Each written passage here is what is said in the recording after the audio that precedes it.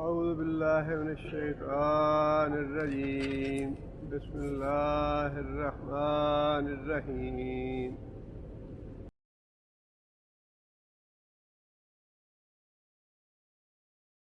لقد كفر الذين قالوا، البتہ کفر کیا ان لوگوں نے جنہوں نے یہ کہا ان اللہ هو المسیح ابن مریم، بے شک اللہ ہی عیسیٰ ابن مریم ہے. وقال المسیح، اور کہا مسیح نے، یا بنی اسرائیل اعبدوا اللہ، اے بنی اسرائیل بندگی کرو اللہ کی، ربی و ربکم، جو میرا بھی رب ہے تمہارا بھی رب ہے، انہو بے شک وہ، من یشرک باللہ جس نے اللہ کے ساتھ کسی کو شریک ٹھہرایا، فقد حرم اللہ علیہ الجنت، اللہ تعالیٰ نے اس پہ جنت حرام کر دی، ومأواہ النار، اور اس کا ٹھکانہ آگ ہے، وما للظالمین من انصار، اور ظالموں کے لیے کوئی مددگار نہیں.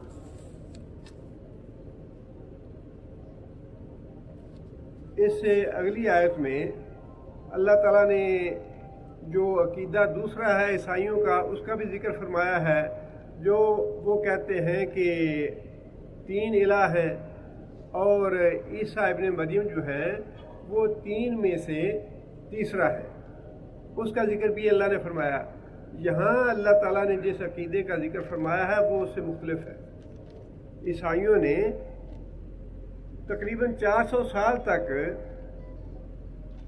عیسیٰ علیہ السلام پہ ایمان لانے والے لوگ عیسیٰ علیہ السلام کو بھی اللہ کا رسول سمجھتے رہے ہیں، اللہ کا بندہ سمجھتے رہے ہیں. ان کے عقیدے میں تبدیلی تقریباً 300-400 سال کے بعد آئی، جب ان کے ایک پادری پال سینٹ نے یہ عقیدہ پیش کیا کہ اللہ جو ہے یہ مسلسل بندے کے جسم میں سرایت کرتا رہتا ہے، یا بندہ جو ہے یہ مظہر ہے اللہ تعالیٰ کی ذات کا. یہ فلسفہ پیش کر کے اس نے یہ بات کہی کہ مسیح ہی اللہ ہے اور اللہ ہی مسیح ہے. مطلب یہ کہ یہ دونوں ایک ہی چیز ہے، مسیح اللہ ہے اور اللہ مسیح ہے. مسیح جو ہے وہ اللہ کی ذات کا مظہر ہے اور اللہ جو ہے وہ مسیح کی ذات کا مظہر ہے. دونوں ایک ہی چیز ہیں. بعد میں آہستہ آہستہ یہ عقیدہ تو عیسائیوں کا ہے اور عیسائیت سے ہی شروع ہوا اس کو یہ عقیدہ، اور اس عقیدے کو واضح طور پہ اللہ تعالیٰ نے فرمایا لقد کفر الذین، یہ عقیدہ واضح طور پہ کفر ہے. اللہ کا کسی دوسری چیز میں کسی دوسری چیز کو اللہ کا مظہر سمجھ لینا واضح طور پہ کفر ہے. یہ ہندوؤں کے ہاں بھی جو بتوں کی پرستش کی جاتی ہے یا جن کو وہ اوتار کہتے ہیں، وہ اسی اعتبار سے کہتے ہیں کہ وہ یہ سمجھتے ہیں اوتار یا ان کے بنائے ہوئے بت جو ہیں یہ اللہ تعالیٰ کی ذات کا مظہر ہے اور اللہ کی ذات ان میں موجود ہے. اور یہی عقیدہ عیسائیوں نے 400 سال بعد اپنا لیا کہ عیسیٰ علیہ السلام جو ہے یہ اللہ تعالیٰ کی ذات کا مظہر ہے، اللہ ہے ان میں. اور اسی بات کو اللہ تعالیٰ نے فرمایا کفر، ان لوگوں نے کفر کیا جنہوں نے یہ سمجھ لیا کہ اللہ تعالیٰ عیسیٰ علیہ السلام کے ذات میں ہے یا عیسیٰ علیہ السلام اللہ تعالیٰ کی ذات میں. انہوں نے کفر کیا جنہوں نے یہ کہا ان اللہ، بے شک اللہ، هو المسیح ابن مریم، وہی عیسیٰ ابن مریم ہے.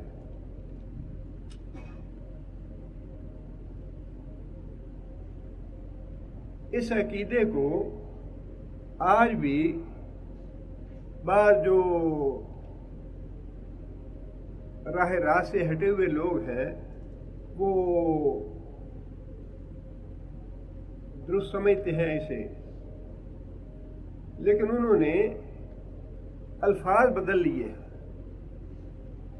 گمراہی وہی ہے، الفاظ مختلف ہیں.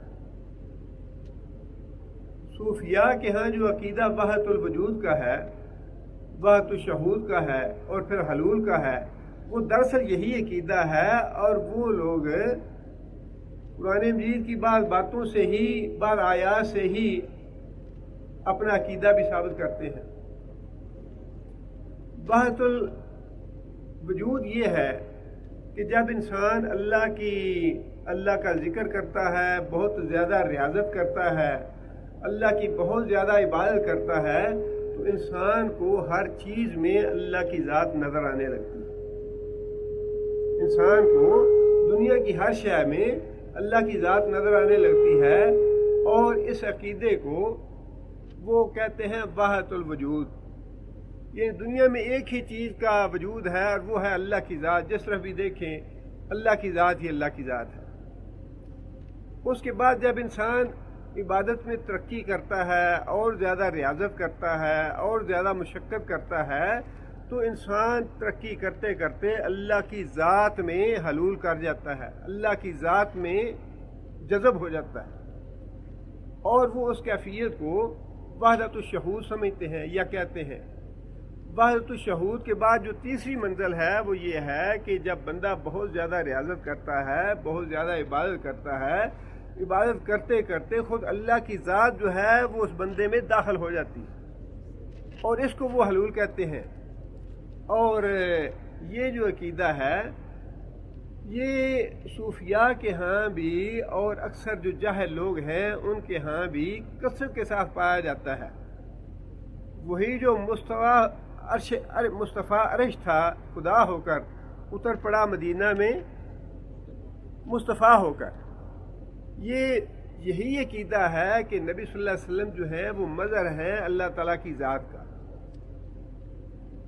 اور بگڑتے بگڑتے اتنی پست درجے پہ یہ عقیدہ آ گیا لوگوں کا کہ اپنے جو پیر تھے یا بزرگ تھے یا ولی تھے جنہیں وہ سمجھتے تھے، ان کے بارے میں بھی ان کا عقیدہ یہ ہو گیا کہ ان کے اندر بھی اللہ کی ذات موجود ہے۔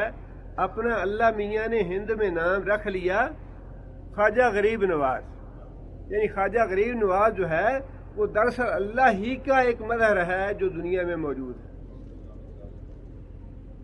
اور یہ مسلمانوں میں اس کی ابتدا جو ہے یہ ہوئی حضرت علی رضی اللہ تعالیٰ عنہ کے دور سے، عہد خلافت سے۔ عبداللہ بن سبا جو یہودی تھا اور یمن کا رہنے والا تھا،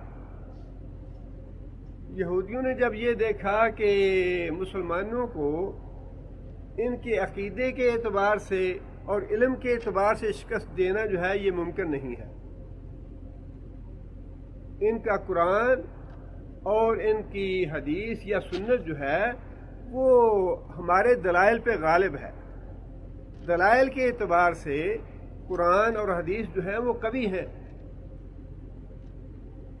اس لیے دلائل کے اعتبار سے مسلمانوں کو شکست دینا ممکن نہیں۔ لہذا بہت چالاک اور عیار آدمی تھا وہ، حضرت عمر کے زمانے میں یا حضرت عثمان رضی اللہ تعالیٰ عنہ کے زمانے میں عبداللہ بن سبا منافقانہ طریقے سے مسلمان ہوا اور مدینہ آ گیا۔ مدینہ آ کے دو کام اس نے کیے، یا مسلمانوں کے عقائد میں بگاڑ پیدا کرنے کے لیے دو باتیں اس نے اٹھائیں، اور دونوں باتوں کو ہی بہت زیادہ شہرت مل گئی، بہت زیادہ شہرت حاصل ہو گئی۔ ایک بات تو اس نے یہ کہی کہ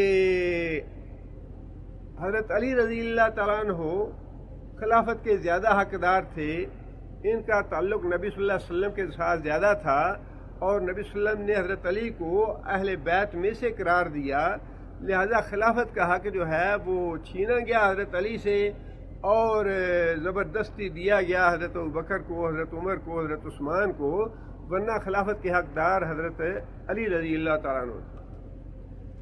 دوسری بات اس نے جو عقیدہ پیش کیا وہ بھی مسلمانوں کے عقیدے میں فتنہ پیدا کرنے کے لیے تھا، مسلمانوں کے عقیدے میں بگاڑ پیدا کرنے کے لیے تھا، اور یہ بات تو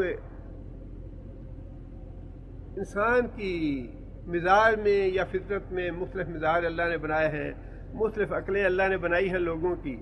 مسلمہ کذاب نے دعویٰ کیا نبوت کا، اس کے پیچھے لوگ لگ گئے. اسود انسی نے دعویٰ کیا نبوت کا، اس کے پیچھے لوگ لگ گئے. غلام احمد پرویز نے دعویٰ کیا، لوگ اس کے پیچھے لگ گئے. اسی طرح جب عبداللہ بن سبا نے یہ عقیدہ پیش کیا کہ حضرت علی جو ہیں نہ صرف یہ کہ خلافت کے زیادہ حقدار تھے بلکہ یہ تو اللہ تعالیٰ کا مظہر بھی ہیں، یہ عقیدہ پہلی دفعہ مسلمانوں میں حضرت علی رضی اللہ تعالیٰ عنہ کے حوالے سے یا ان کو اللہ کا مظہر بنا کے مسلمانوں میں یہ عقیدہ یہودیوں نے داخل کیا. جس طرح پہلی بات اس کی پھیل گئی اور بہت سے لوگ گمراہ ہو گئے اس بات میں کہ باقی خلافت کا حق جو ہے وہ تو حضرت علی کا بنتا تھا، لیکن زبردستی وہ چھین کے حضرت ابوبکر کو، حضرت عمر اور حضرت عثمان کو دیا گیا. اسی طرح یہ بات بھی اس کی بہت عام ہو گئی کہ حضرت علی رضی اللہ تعالیٰ عنہ جو ہیں یہ اللہ کا مظہر ہے.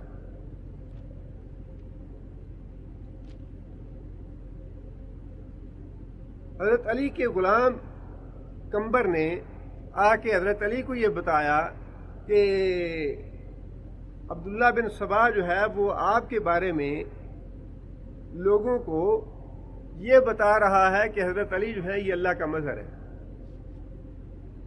حضرت علی نے اسے بھی اور جو اس کے پیچھے لگنے والے لوگ تھے انہیں بھی بلا کے یہ بات آرام سے اور دلائل کے ساتھ سمجھائی کہ دیکھو میں اللہ کا بندہ ہوں، میں اللہ نہیں ہوں، میں اللہ کا بندہ ہوں. میں کھانا کھاتا ہوں، چلتا پھرتا ہوں، مجھے نیند آتی ہے، میں جاگتا ہوں، میری حاجات ہیں، انسانی جتنے بھی تقاضے ہیں وہ سارے میرے اندر موجود ہیں، مجھے خدا مت کہو. یہ مختصر روایت تو بخاری شریف کی ہے لیکن اس کی شرح جو ہے فتح الباری میں موجود ہے. حضرت علی رضی اللہ تعالیٰ عنہ نے سمجھایا اسے. دوسرے دن حضرت علی کے غلام نے آ کے پھر یہ بات بتائی کہ امیر المومنین عبداللہ بن سبا تو آج پھر آپ کے بارے میں ایسی اور ایسی باتیں کر رہا ہے. دوسرے دن حضرت علی رضی اللہ تعالیٰ عنہ نے عبداللہ بن سبا کو بلایا اور ڈانٹا اور غصے ہوئے، ناراض ہوئے کہ میں نے تمہیں کل یہ بات سمجھائی تھی کہ میں اللہ کا بندہ ہوں، میں اللہ نہیں ہوں اور مجھ میں بشری تقاضے موجود ہیں اور یہ گمراہی مت پھیلاؤ. اگر تم نے آئندہ ایسی حرکت کی تو میں تمہیں سخت سزا دوں گا. وارننگ دے دی اسے دوسری دفعہ.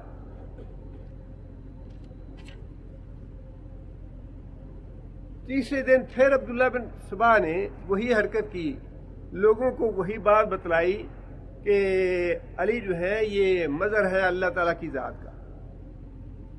کمبر نے پھر آ کے حضرت علی کو بتایا غلام نے کہ امیر المومنین وہ آدمی تو پھر آپ کے بارے میں ایسی اور ایسی باتیں کہہ رہا ہے. حضرت علی نے بلایا اسے اور جو اس کے پیروکار تھے اور حضرت علی نے اسے اس کے پیروکاروں کے ساتھ گڑھا کھدوا کے آگ جلا کے اس آگ میں جلا دیا. جو بات نہیں آ رہے تھے حضرت علی کو خدا کہنے سے یا معبود کہنے سے، لیکن بجائے اس کے کہ فتنہ یہ دب جاتا یا ختم ہو جاتا اور ان لوگوں کے ذہن میں یہ بات آ جاتی کہ امیر المومنین جب ایک بات ہمیں خود سمجھا رہے ہیں یا خود کہہ رہے ہیں کہ میں اللہ کا بندہ ہوں، میں اللہ کا مظہر نہیں ہوں، تو پھر وہ بات سمجھ جاتے. لیکن انہوں نے حضرت علی کے ان آدمیوں کو جلانے کا مطلب یہ لیا کہ جلانے کا عذاب جو ہے یہ تو صرف اللہ دے سکتا ہے، اللہ کے علاوہ تو کسی کو اس بات کا حق نہیں کہ وہ آگ کا عذاب دے، اور حضرت علی نے آگ کا عذاب دیا ہے لہٰذا یہ واقعی اللہ ہے. بجائے اس کے ان کی اصلاح ہوتی، انہیں وارننگ ملتی یا انہیں تنبیہ ہوتی یا خوف اور ڈر پیدا ہوتا، ان کا دماغ جو ہے وہ اور بھی الٹ گیا کہ آگ کا عذاب تو اللہ کا حق ہے دینے کا، اور اس نے لوگوں کو جلا دیا، آگ کا عذاب دیا لہذا یہ واقعی اللہ ہے. یہاں سے یہ عقیدہ جو ہے یہ مسلمانوں میں بھی آ گیا کہ بندہ جو ہے وہ بھی مظہر ہو سکتا ہے اللہ تعالیٰ کا. اور یہ سلسلہ شروع ہوا حضرت علی رضی اللہ تعالیٰ عنہ سے. اب اس کے ساتھ ہی ایک اور ضعیف حدیث بلکہ موضوع حدیث ہے وہ بھی سامنے رکھ لیجئے. وہ حدیث یہ ہے کہ نبی صلی اللہ علیہ وسلم نے فرمایا کہ میں انبیاء کا سردار ہوں اور علی جو ہے یہ اولیاء کا سردار ہے. جنہوں نے تھوڑا اس بات سے پرہیز کیا حضرت علی کو اللہ کہنے سے یا خدا کہنے سے، انہوں نے اس بات سے تو پرہیز کر لیا، لیکن یہ جو ایک موضوع حدیث تھی جو کسی غیر مسلم نے گھڑی ہے یا کسی مسلمان نے گھڑی ہے یا اہل بیت کی محبت میں گھڑی ہے، جو بھی کیا ہے انہوں نے کم از کم اس بات کو تسلیم کر کے ایک نیا راستہ کھول لیا طریقت کا کہ انبیاء جس کے دائی محمد صلی اللہ علیہ وسلم ہے وہ تو ہے شریعت، اور حضرت علی رضی اللہ تعالیٰ عنہ جو کہ اولیاء کے سردار ہیں وہ دائی ہیں طریقت کے. دو راستے الگ الگ بنا لیے، ایک شریعت کا راستہ بنا لیا اور ایک طریقت کا راستہ بنا لیا. اب طریقت کے راستے میں ہی یہ وحدت الوجود اور وحدت الشہود اور حلول کی اصطلاحات آتی. یہ جو اصطلاحات ہیں وحدت الوجود کی، وحدت الشہود کی اور حلول کی، یہ اصطلاحات یہ شریعت کی نہیں ہیں بلکہ یہ طریقت کی اصطلاحات ہیں. اور جو بڑا فرق ہے ان دونوں راستوں میں، ان دونوں طریقوں میں یا ان دونوں عقائد میں، وہ یہ ہے کہ صوفیاء یہ کہتے ہیں کہ جو شریعت ہے یہ ظاہری احکام کا نام ہے. شریعت جو ہے یہ ظاہری احکام کا نام ہے اور طریقت جو ہے یہ باطنی احکام کا نام ہے. طریقت والے جو ہیں وہ باطن پہ زیادہ زور دیتے ہیں اور شریعت والے جو ہیں یہ ظاہر پہ زیادہ زور دیتے ہیں. یہ ہے بالکل گمراہی کی بات، اس لیے کہ اللہ کے رسول نے جو بات بتائی، جو راستہ بتایا، جو طریقہ بتایا، وہ طریقہ تو کامل ہے، اس میں کوئی کمی نہیں ہے. وہی صحیح راستہ ہے، وہی صراط مستقیم ہے. لیکن لوگوں کو گمراہ کرنے کے لیے ایک تو حضرت علی رضی اللہ تعالیٰ عنہ کے بارے میں خلافت کا دھوکہ دیا گیا یا گمراہی پھیلائی گئی کہ خلافت کے حقدار حضرت علی تھے، اور دوسری گمراہی یہ پھیلائی گئی کہ حضرت علی رضی اللہ تعالیٰ عنہ اللہ تعالیٰ کا مظہر ہیں، اور اس سے پھر باقاعدہ آگے وحدت الوجود اور وحدت الشہود اور حلول کا عقیدہ شروع ہو گیا. اور تیسری بات یہ کہی گئی کہ دو پیرلل قسم کے عقیدے بنا لیے گئے. ایک عقیدہ یہ کہ محمد صلی اللہ علیہ وسلم تو انبیاء کے سردار ہیں اور حضرت علی رضی اللہ تعالیٰ عنہ جو ہیں یہ اولیاء کے سردار ہیں.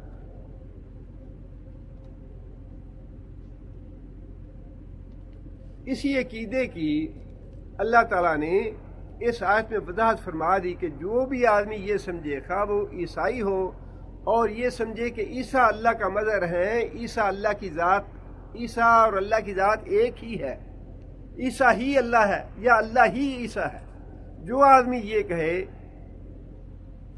اللہ فرماتے ہیں کفر، اس نے کفر کیا. اسی طرح جو آدمی یہ کہے کہ اللہ تعالیٰ ہی مصطفیٰ کے نام سے مدینے میں اتر آئے، یا جو آدمی یہ سمجھے معراج پہ نبی صلی اللہ علیہ وسلم گئے، معراج پہ ملاقات ہوئی اور جتنے بھی پردے تھے درمیان میں وہ سارے اٹھا دیے گئے اور دونوں ہک ہو گئے، دونوں ہک ہو گئے، دونوں ہک ہو گئے، کفرا کفرا کفرا، صحیح کفر ہے. بالکل یہ وہی بات ہے جو عیسائیوں نے کہی کہ عیسیٰ اور اللہ ایک ہو گیا، عیسیٰ اور اللہ ہک ہے، عیسیٰ اللہ ہک ہے، عیسیٰ اللہ ہک ہے. پنجابی میں یہی ترجمہ ہے اس آیت کا. اور جو آدمی نبی صلی اللہ علیہ وسلم کے بارے میں یہ کہے کہ محمد صلی اللہ علیہ وسلم معراج کے موقع پہ اللہ اور محمد ہک ہو گئے، کفر ہے، صریحاً کفر ہے. نہ معراج کے موقع پہ محمد صلی اللہ علیہ وسلم اور اللہ ایک ہوئے اور نہ ہی مدینے میں اللہ مصطفیٰ بن کے اترا، بلکہ اللہ ہے، محمد صلی اللہ علیہ وسلم محمد صلی اللہ علیہ وسلم ہیں، اللہ کے رسول ہیں. اللہ اور رسول دونوں ایک نہیں ہو سکتے، یا اللہ ہے یا رسول ہے. جو رسول ہے وہ اللہ نہیں اور جو اللہ ہے وہ رسول نہیں، یہ دو الگ الگ ہیں۔ یہ نہیں ہو سکتا کہ یک وقت ایک اللہ بھی ہو اور رسول بھی ہو، یہ نہیں ہو سکتا۔ یا اللہ ہوگا یا رسول ہوگا۔ اس لیے نہ تو یہ عیسائیوں کا عقیدہ درست، نہ ہی یہ مسلمانوں کا محمد صلی اللہ علیہ وسلم کے بارے میں عقیدہ درست، اور نہ ہی ہندوؤں کا یہ عقیدہ درست کہ اللہ کی ذات جو ہے وہ ان پتھروں میں آ جاتی ہے یا ان اوتاروں میں آ جاتی ہے یا ان بزرگوں میں یا عرشی جو بھی وہ کہتے ہیں یہ ان میں اللہ آ جاتا ہے۔ یہ عقیدہ جو ہے یہ بالکل غلط ہے، اور پھر اسی سے عقیدہ جو ہے وحدت الوجود کا، وحدت الشہود کا، حلول کا، وہ بھی غلط ثابت ہو جاتا ہے کہ اللہ کی ذات جو ہے عرش معلیٰ پہ ہے، اللہ کی ذات کسی چیز میں نہیں ہے۔ یہ جو کہنا کہ ہر طرف تو ہے، ہر طرف تو ہی نظر آتا ہے، اور بڑے بڑے جو شعراء تھے، رنجا کردی میں بھی رنجا ہوئی، یہ بھی یہی ہے، یہ بھی وحدت الوجود ہے۔ اللہ اللہ کر دی میں بھی اللہ ہوئی، رنجا کر دی میں بھی رنجا ہوئی۔ یہ ساری گمراہی وہی ہے کہ اللہ کی ذات جو ہے وہ حلول کرتی ہے دوسری چیزوں میں، اور دوسری چیزیں اللہ کی ذات کا مظہر ہیں۔ اللہ تعالیٰ نے کفر کہا ہے اس چیز کو، کفرا، ان لوگوں نے کفر کیا جنہوں نے یہ بات کہی کہ اللہ اور مسیح ایک ہو گیا یا مسیح اور اللہ ایک ہو گیا۔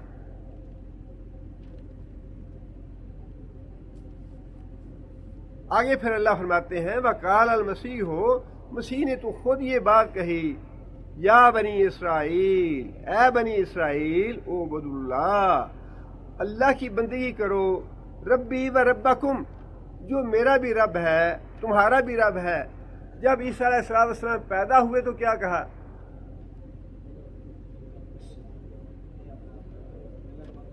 حضرت مریم علیہ السلام جو تھیں وہ اٹھا کے لائیں اپنے بچے کو اٹھا کے لائیں، تو قوم نے کہا کہ تم نے تو بڑا پاپ کیا ہے، بڑا گناہ کیا ہے تم نے، یہ تو ولد الحرام ہے۔ اللہ تعالیٰ نے حضرت مریم کو حکم دیا کہ انہیں کہو کہ اس سے بات کرو،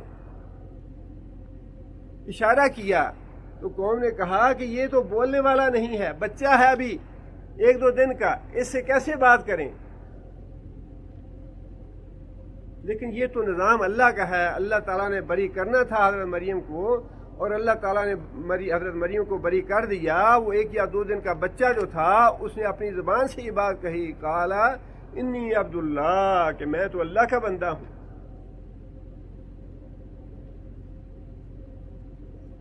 اور پھر جب لوگوں نے عیسیٰ علیہ السلام کو اللہ کا مظہر قرار دیا، اللہ قرار دیا، تب بھی عیسیٰ علیہ السلام نے یہی بات کہی کہ اے بنی اسرائیل، اللہ کی بندگی کرو، ربی و ربکم، وہ میرا بھی رب ہے تمہارا بھی رب ہے۔ آگے پھر یہ بات واضح کی، انہ من یشرک باللہ، یہ کفر بھی ہے شرک بھی ہے۔ کفر جو ہے اس میں دونوں چیزیں آ جاتی ہیں، کفر بھی ہے شرک بھی ہے۔ انہ من یشرک باللہ فقد حرم اللہ علیہ الجنہ ومأواہ النار، جو بھی آدمی اللہ کے ساتھ کسی کو شریک ٹھہرائے گا فقد حرم اللہ علیہ الجنہ، اللہ تعالیٰ نے اس پہ جنت کی آگ حرام کر دی، اس پہ جنت حرام کر دی، ومأواہ النار، اور اس کا ٹھکانہ آگ ہے۔ مطلب یہ کہ شرک کی خواہ وہ کون سی صورت ہو، خواہ تو آپ یہ کہیں عیسیٰ علیہ السلام 3 میں سے تیسرا ہے، یہ بھی شرک ہے، اور اگر یہ کہیں کہ عیسیٰ علیہ السلام اللہ کی ذات کا مظہر ہے، اللہ ہی عیسیٰ ہے، عیسیٰ ہی اللہ ہے، تب بھی یہ شرک ہے۔ دونوں صورتوں میں شرک ہے۔ یہ وحدت الوجود جو ہے وہ صریحاً کفر بھی ہے شرک بھی ہے۔ محمد صلی اللہ علیہ وسلم کو اللہ کے ساتھ ملا دینا اور دونوں کو ایک کر دینا، یہ کفر بھی ہے شرک بھی ہے، دونوں باتیں ہیں۔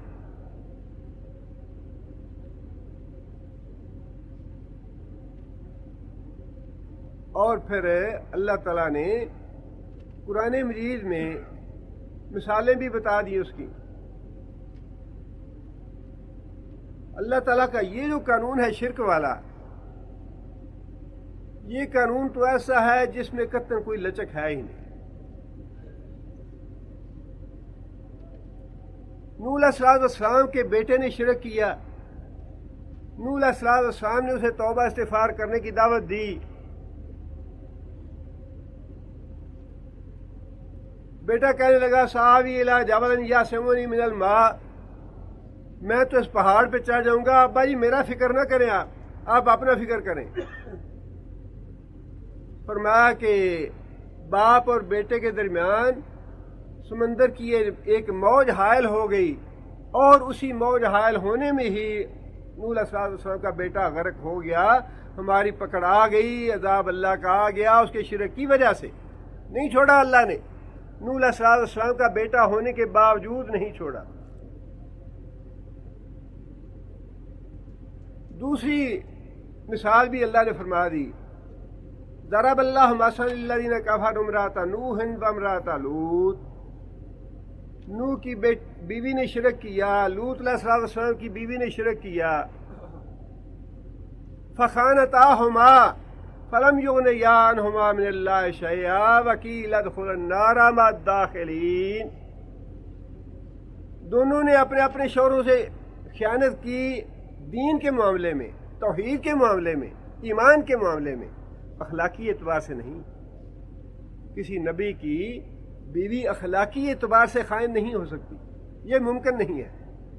یہاں جو خیانت ہے یہ دینی اعتبار سے، توحید کے اعتبار سے خیانت کی انہوں نے، ایمان کے اعتبار سے خیانت کی انہوں نے۔ فقیل ادخلا النار مع الداخلین، دونوں نبیوں کی بیویوں کو کہہ دیا گیا جہنم میں جہاں دوسرے مشرک داخل ہوئے ہیں تم بھی وہیں داخل ہو جاؤ۔ کوئی سادات نہیں ہے شرک کے معاملے میں، کوئی خاندان بخشے ہوئے نہیں ہے شرک کے معاملے میں۔ نوح علیہ السلام سے بڑا سید کوئی نہیں ہو سکتا، لوط علیہ السلام سے بڑا سید دنیا میں کوئی نہیں پیدا ہوگا، ابراہیم علیہ السلام سے بڑا سید کوئی نہیں پیدا ہوگا دنیا میں۔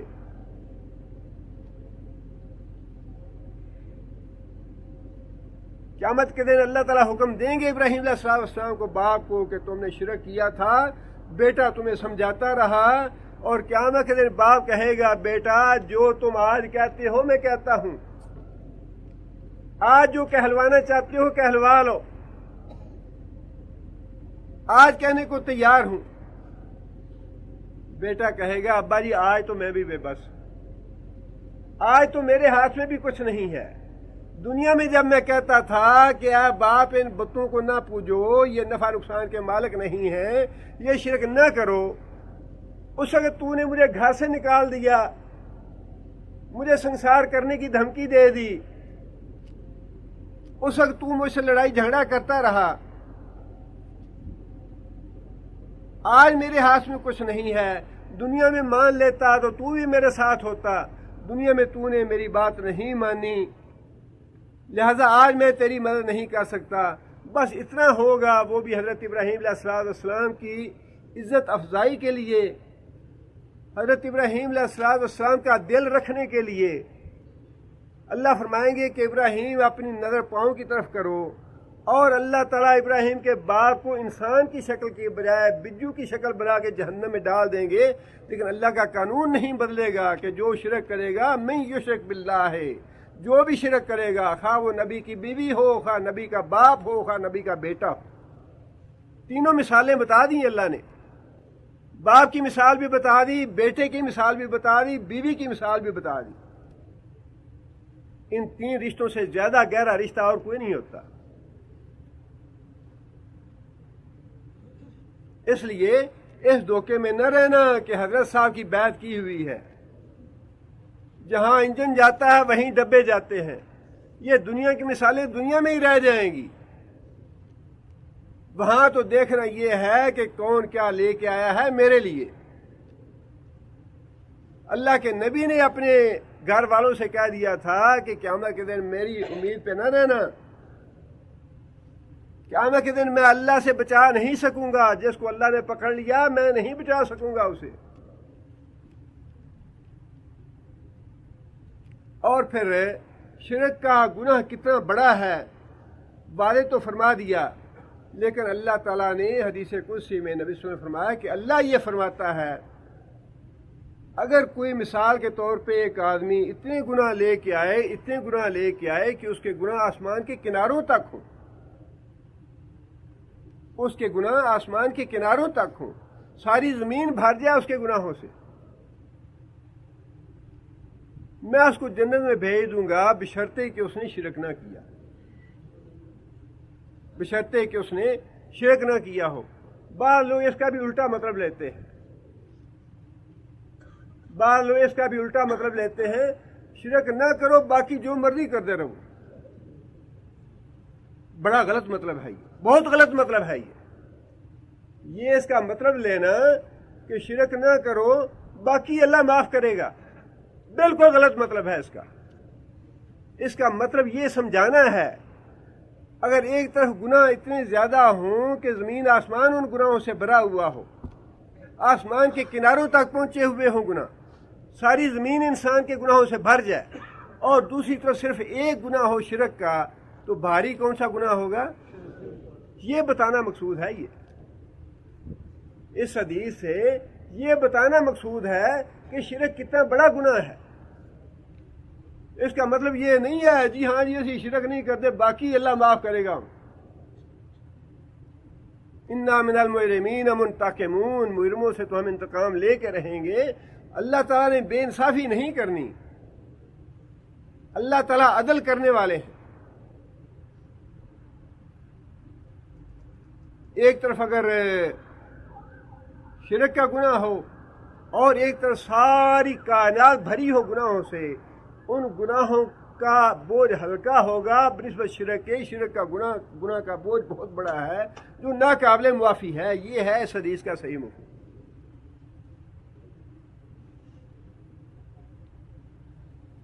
और फिर यही नहीं बल्कि अल्लाह ताला ने सूरह आराफ में ये बात भी बता दी कि सिर्फ जन्नत ही हराम नहीं है, बल्कि जन्नत की जो नेमतें हैं वो भी हराम है। मुशरिक आदमी के लिए जन्नत भी हराम और जन्नत की नेमतें भी हराम। वनादा असहाबुन नारे असहाबल जन्नते, जहन्नमी लोग आग से तंग आके, सजाओं से तंग आके, अजाबों से तंग आके, जो कोई अपने रिश्तेदार, जो कोई अपने दोस्त अहबाब जन्नत में गए होंगे, उन्हें फिर बुलाएंगे, उन्हें पुकारेंगे, उन्हें याद करेंगे। हाँ भाई फलां आदमी था, बड़ा हमें कहता था यार मसीती चलो नमाज पढ़िए, मसीती चलो, उन्होंने पता करो किथे। फलां आदमी बड़ा कहता था यार कुरान पढ़ा करो, यार रोज़ा रखा करो, ये फलां करो, हम तो नहीं करते थे, उसका पता करो वो कहाँ गया है। अच्छा वो जन्नत जहन्नम में तो नजर नहीं आ रहा, वो तो जन्नत में होगा। अच्छा यार उसको बुला के देखो जरा, उससे कोई मदद लें। अल्लाह फरमाते हैं कि जहन्नमी लोग जन्नत में जो उनके जान पहचान के लोग होंगे उन्हें पुकारेंगे और कहेंगे अफीदू अलैना मिनल मा, अफीदू अलैना मिनल मा। बहुत बड़ी नेमत है पानी की, बहुत बड़ी नेमत है, बहुत बड़ी नेमत है। हर वक्त पानी पी के अल्लाह का शुक्र अदा किया करें। पानी पी के शुक्र अदा न करना अल्लाह की सख्त नाशुक्री है। जो आदमी पानी पी के अल्लाह का शुक्र अदा नहीं करता, सख्त नाशुक्र है अल्लाह का। अल्लाह का नाम लेके पानी पिए और पानी पीने के बाद अल्हम्दुलिल्लाह कहें, अल्लाह का शुक्र अदा करें, या अल्लाह तूने हमें पानी दिया है।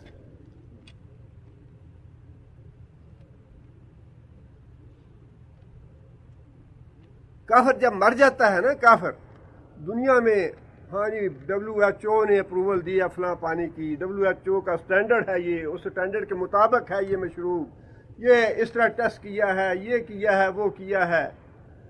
اپنی 60-70 سال کی زندگی میں جتنا پانی پی لیا، اس کے بعد ایک قطرہ بھی نصیب نہیں ہوگا، کبھی نصیب نہیں ہوگا۔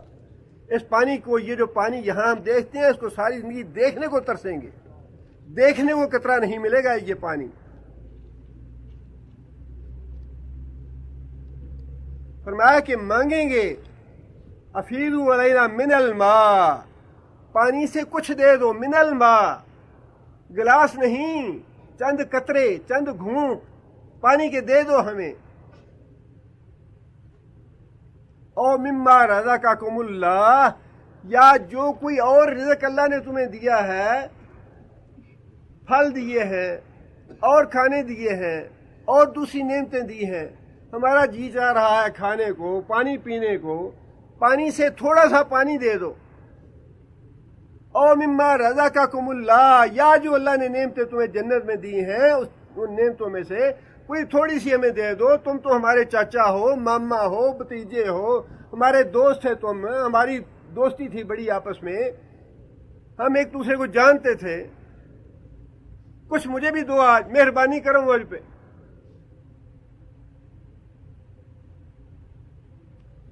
قالوا ان اللہ حرمہما علی الکافرین، تمہارا جنت میں داخلہ بھی بند ہے اور جنت کی نعمتیں بھی بند ہیں، تمہیں یہ بھی نہیں ہو سکتا کہ تمہیں جہنم میں ہم کوئی چیز پہنچا دیں، یہ بھی ممکن نہیں ہے، اللہ نے اس سے بھی روک دیا ہے۔ جہنم میں بیٹھے بیٹھے جنت کی کوئی نعمت تمہیں دینا، یہ بھی تمہارے لیے حرام ہے۔ بہت بڑا گناہ ہے شرک، بڑا دھیان رکھیں اس معاملے میں، بڑا دھیان رکھیں شرک کے معاملے میں۔ یہ زندگی دوبارہ نہیں ملنی، اگر اس زندگی میں شرک کرتے کرتے خدا نخواستہ مر گیا تو جان چھوٹے گی نہیں، چھٹکارا نہیں ہے کسی صورت بھی۔ جنت بھی حرام اور جنت کی نعمتیں بھی حرام۔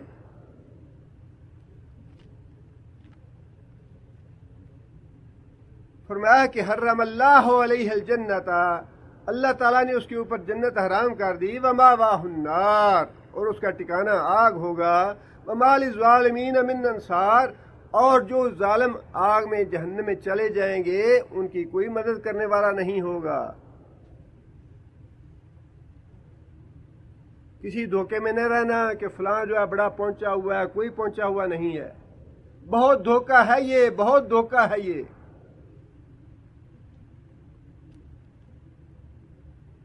حضرت عثمان بن مظعون رضی اللہ تعالیٰ عنہ سابقون الاولون میں سے ہیں، بڑی تکلیفیں اور بڑی مصیبتیں اٹھائیں دین کے لیے مکہ کی زندگی میں۔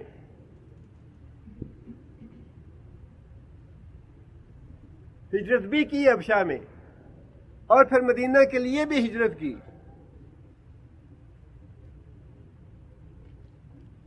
جب فوت ہوئے تو بھائی چارے میں جس گھر میں حضرت عثمان بن مظعون کو نبی صلی اللہ علیہ وسلم نے جن کا بھائی بنایا، اس گھر کی خاتون ام الاولاد تھیں، جب فوت ہوئے تو انہوں نے یہ بات کہی، اکرمک اللہ، اے عثمان بن مظعون، اللہ نے تو تیری بڑی عزت رکھی، بڑی اللہ نے تجھے عزت دی، بڑی تکریم کی تیری اللہ نے، صحابی ہیں اللہ کے رسول کے، مکی ہیں، مہاجر ہیں، سابقون الاولون میں سے ہیں۔ جب نبی صلی اللہ علیہ وسلم نے یہ بات سنی تو نبی صلی اللہ علیہ وسلم نے اسے کہا کہ ام علا، تمہیں کیسے پتا ہے کہ اس کی اللہ نے بڑی عزت کی ہے؟ تم نے یہ بات کیسے کہہ دی کہ اللہ نے تیری بڑی عزت کی ہے؟ ممکن ہے اللہ تعالیٰ کسی بات پہ اسے باز پرس کرے، ممکن ہے کبھی اس کی زبان سے کوئی لا یعنی بات نکلی ہو،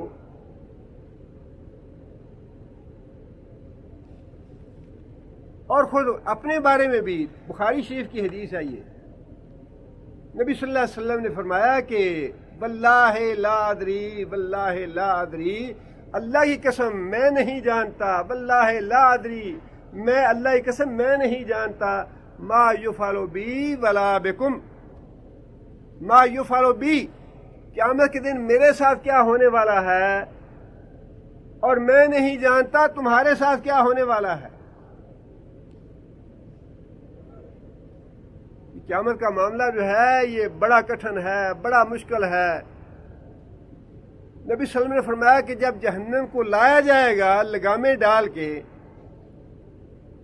میدان حشر میں، فرمایا کہ جتنے بھی جلیل القدر انبیاء، صحابہ کی بات نہیں ہے، جتنے بھی جلیل القدر انبیاء ہوں گے، جن میں حضرت ابراہیم علیہ السلام بھی ہوں گے، حضرت اسماعیل علیہ السلام بھی ہوں گے، حضرت عیسیٰ علیہ السلام بھی ہوں گے، حضرت نوح بھی ہوں گے، حضرت موسیٰ بھی ہوں گے، فرمایا کہ سارے کے سارے گھٹنوں کے بل گر پڑیں گے جہنم کو دیکھ، اور سب کی زبان پہ ایک ہی بات ہوگی، رب نفسی رب نفسی رب نفسی، یا اللہ مجھے بچا لے، یا اللہ مجھے بچا لے، یا اللہ مجھے بچا لے۔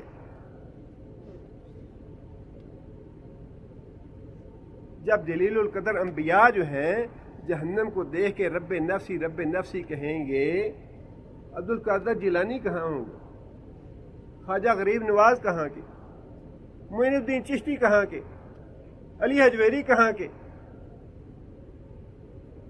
بھول میں نہ رہنا، یہ صحیح حدیث سے اللہ کے رسول نے جو فرمایا یہ ہو کے رہنا ہے، یہ کوئی خیالی باتیں نہیں ہیں، کسی کہانی کی باتیں نہیں ہیں، یہ ہونا ہے۔ فرمایا کہ جہنم میں ایسے ظالموں کے لیے مدد کرنے والا کوئی نہیں ہوگا جن کے بارے میں اللہ نے فیصلہ کر دیا کہ لَدْخُلَ النَّارَ مَعَ الدَّاخِلِينَ۔ نہ نوح علیہ السلام اپنی بیوی کو پکڑ سکیں گے، نہ لوط علیہ السلام اپنی بیوی کو بچا سکیں گے۔ آگے فرمایا کہ لَقَدْ كَفَرَ الَّذِينَ قَالُوا إِنَّ اللَّهَ ثَالِثُ ثَلَاثَةٍ۔ اب یہ دوسرے عقیدے کی بھی اللہ تعالیٰ نے تردید فرما دی۔ دوسرا عقیدہ عیسائیوں کا یہ تھا کہ اللہ تعالیٰ تین میں سے تیسرا ہے، ان اللہ ثالث ثلاثہ، تین میں سے تیسرا۔ باقی دو کون سے ہیں؟ عیسیٰ علیہ السلام اور روح القدس، حضرت جبرائیل۔ اور عیسائیوں کا دوسرا گروہ وہ ہے جو ان تین کی بجائے اور تین جو ہیں ان کو خدا سمجھتا ہے، اللہ تعالیٰ کی ذات، عیسیٰ علیہ السلام اور حضرت مریم۔ ان میں بھی یہ اختلاف ہے کہ یہ جو تین میں سے تیسرا ہے یہ تین کون کون سے ہیں۔ ایک گروہ یہ کہتا ہے کہ تین ہیں اللہ، عیسیٰ علیہ السلام اور جناب جبرائیل۔ ایک گروہ یہ کہتا ہے، دوسرا گروہ کہتا ہے کہ نہیں، جبرائیل نہیں بلکہ مریم، حضرت مریم ہے تیسری۔ اس عقیدے کی بھی اللہ تعالیٰ نے واضح الفاظ میں تردید فرما دی، فرمایا کہ کافرہ، وہ بھی کافر ہیں جنہوں نے یہ کہا ان اللہ ثالث ثلاثہ، کہ اللہ تعالیٰ جو ہے وہ تو تین میں سے تیسرا ہے۔ وَمَا مِنْ إِلَٰهٍ إِلَّا إِلَٰهٌ وَاحِدٌ۔ حالانکہ حقیقی بات یہ ہے کہ الہ تو بس ایک ہی ہے اور وہ اللہ کی ذات ہے، کوئی اس کی الوہیت میں شریک نہیں ہے۔ اس آیت سے وہ جو ہم نے پیچھے آیت پڑھی تھی اس کی بھی تردید ہو جاتی ہے، جس میں اللہ تعالیٰ نے یہ بات ارشاد فرمائی تھی، ان الذین آمنوا والذین ہادوا والصابئون والنصارى من آمن باللہ والیوم الآخر وعمل صالحا فلا خوف علیہم ولا هم یحزنون۔ خواہ کوئی مسلمان ہو یا عیسائی ہو یا یہودی ہو یا صابی ہو، جو بھی ایمان لائے، یوم آخر پہ ایمان رکھے، وہ اس کے لیے خوف اور غم نہیں ہے۔ یہ آیت بتا رہی ہے کہ وہ جو عیسائیوں کا ذکر ہے وہ عیسیٰ علیہ السلام کے زمانے کے عیسائیوں کا ذکر ہے، اور جو یہودیوں کا ذکر ہے موسیٰ علیہ السلام کے یہودیوں کا ذکر ہے۔ ورنہ بعد میں جب انہوں نے یہ کہہ دیا کہ اللہ ہی عیسیٰ ہے یا عیسیٰ ہی اللہ ہے تو کفر کیا، اور جب یہ کہہ دیا کہ عیسیٰ تین میں سے تیسرا ہے تب بھی کفر کیا انہوں نے۔ اور آگے فرمایا کہ وَإِن لَمْ يَنْتَهُوا أَمَّا يَقُولُونَ لَيَمَسَّنَّ الَّذِينَ كَفَرُوا مِنْهُمْ عَذَابٌ أَلِيمٌ۔ اگر یہ بات نہ آئے جو یہ بات کہتے ہیں کفر والی، اللہ فرماتے ہیں لا یمسن الذین کفروا، تو ایسے کافروں کو ضرور ہی پہنچے گا عذاب علیم، عذاب علیم ضرور پہنچ کے رہے گا۔ مطلب یہ کہ یہ پکی بات ہے، یہ جہنم میں جانے والے ہیں۔ جو لوگ یہ کہتے ہیں عیسیٰ اور اللہ ایک ہے، جو لوگ یہ کہتے ہیں کہ محمد اور اللہ ایک ہے صلی اللہ علیہ وسلم، پکے کافر ہیں، ضرور جہنم میں جائیں گے۔ یہ کفریہ اور شرکیہ عقیدہ ہے۔ اسی طرح جو لوگ یہ کہتے ہیں کہ عیسیٰ علیہ السلام تین میں سے تیسرا ہے، یہ بھی پکا کفر ہے اور پکی بات ہے کہ یہ جہنم میں جائیں گے۔ اور پھر وہی بات ہے، اللہ تعالیٰ جہاں کہیں بھی وارننگ دیتے ہیں، تنبیہ کرتے ہیں اور باطل عقائد کی تردید کرتے ہیں، وہاں اللہ تعالیٰ لوگوں کو توبہ کی دعوت ضرور دیتے ہیں۔ یہ اللہ تعالیٰ کا بڑا ہی مشفقانہ اور بڑا مہربانی کا اور بڑا شفقت کا انداز ہے اور بڑا مربیانہ طریقہ ہے کہ جھنجھوڑا ہے پوری طرح کہ جہنم میں جاؤ گے اگر توبہ نہیں کرو گے تو۔ اگر یہ عقیدہ چھوڑتے نہیں تو جہنم ہے، پکی جہنم ہے تمہارے لیے۔ لیکن اس کے بعد پھر یہ بات ارشاد فرمائی افلا یتوبون الی اللہ، کیا اللہ کے حضور توبہ نہیں کرو گے؟ اللہ چاہتا ہے کہ ان شرکیہ عقائد سے تائب ہو جاؤ، یہ کفر والے عقیدے چھوڑ دو، قبروں پہ جانا، ٹہریوں پہ جانا، نظر نیازیں دینی، یہ رسمیں چڑھانی، وہاں پہ جا کے نظر نیاز چڑھانی، وہاں پہ جا کے شرینیاں دینیاں، وہاں پہ جا کے پھول چڑھانے، چادریں چڑھانی، جا کے وہاں پہ 11ویں دینی، 13ویں دینی، یہ سارے کام شرک کے ہیں۔ فرمایا چھوڑ دو ان کو، ورنہ پکا یمسنا، ضرور جا کے رہو گے جہنم میں۔ پکی ہے جہنم ایسے کافروں کے لیے جو اللہ کے ساتھ شرک کریں گے۔ اور چونکہ گناہ بہت بڑا ہے اس لیے ساتھ ہی دعوت دی ہے توبہ کی، افلا یتوبون الی اللہ، کہ لوگوں کیا توبہ نہیں کرو گے اللہ کے حضور؟ اللہ سے اپنے گناہ کی معافی نہیں مانگو گے؟ اب یہی وہ بات ہے کہ یہ جو گناہ ہے شرک والا، اس کے بارے میں اب یہ بات سمجھنے والی ہے کہ اتنا بڑا گناہ ہے، اتنا بڑا گناہ ہے جس سے توبہ کیے بغیر انسان جنت میں نہیں جائے گا۔ جب تک انسان شرک کرتا رہتا ہے، جب تک کوئی دوسرا نیک عمل قبول نہیں ہوتا، جب تک انسان شرک میں مبتلا ہو دوسرا کوئی نیک عمل بھی انسان کا قبول نہیں ہوتا، اور شرک بھی نہ چھوڑے توبہ بھی کرے توبہ بھی قبول نہیں۔ یہ بھی یاد رکھیں، ایک انسان شرک میں مبتلا ہے، توبہ کرتا ہے لیکن شرک نہیں چھوڑ رہا، اس کی توبہ بھی قبول نہیں، اس کا نیک عمل بھی قبول نہیں، اس کی توبہ بھی قبول نہیں جب تک شرک نہ چھوڑے۔ پہلے شرک کو چھوڑے پھر توبہ کرے، پھر اللہ معاف کریں گے۔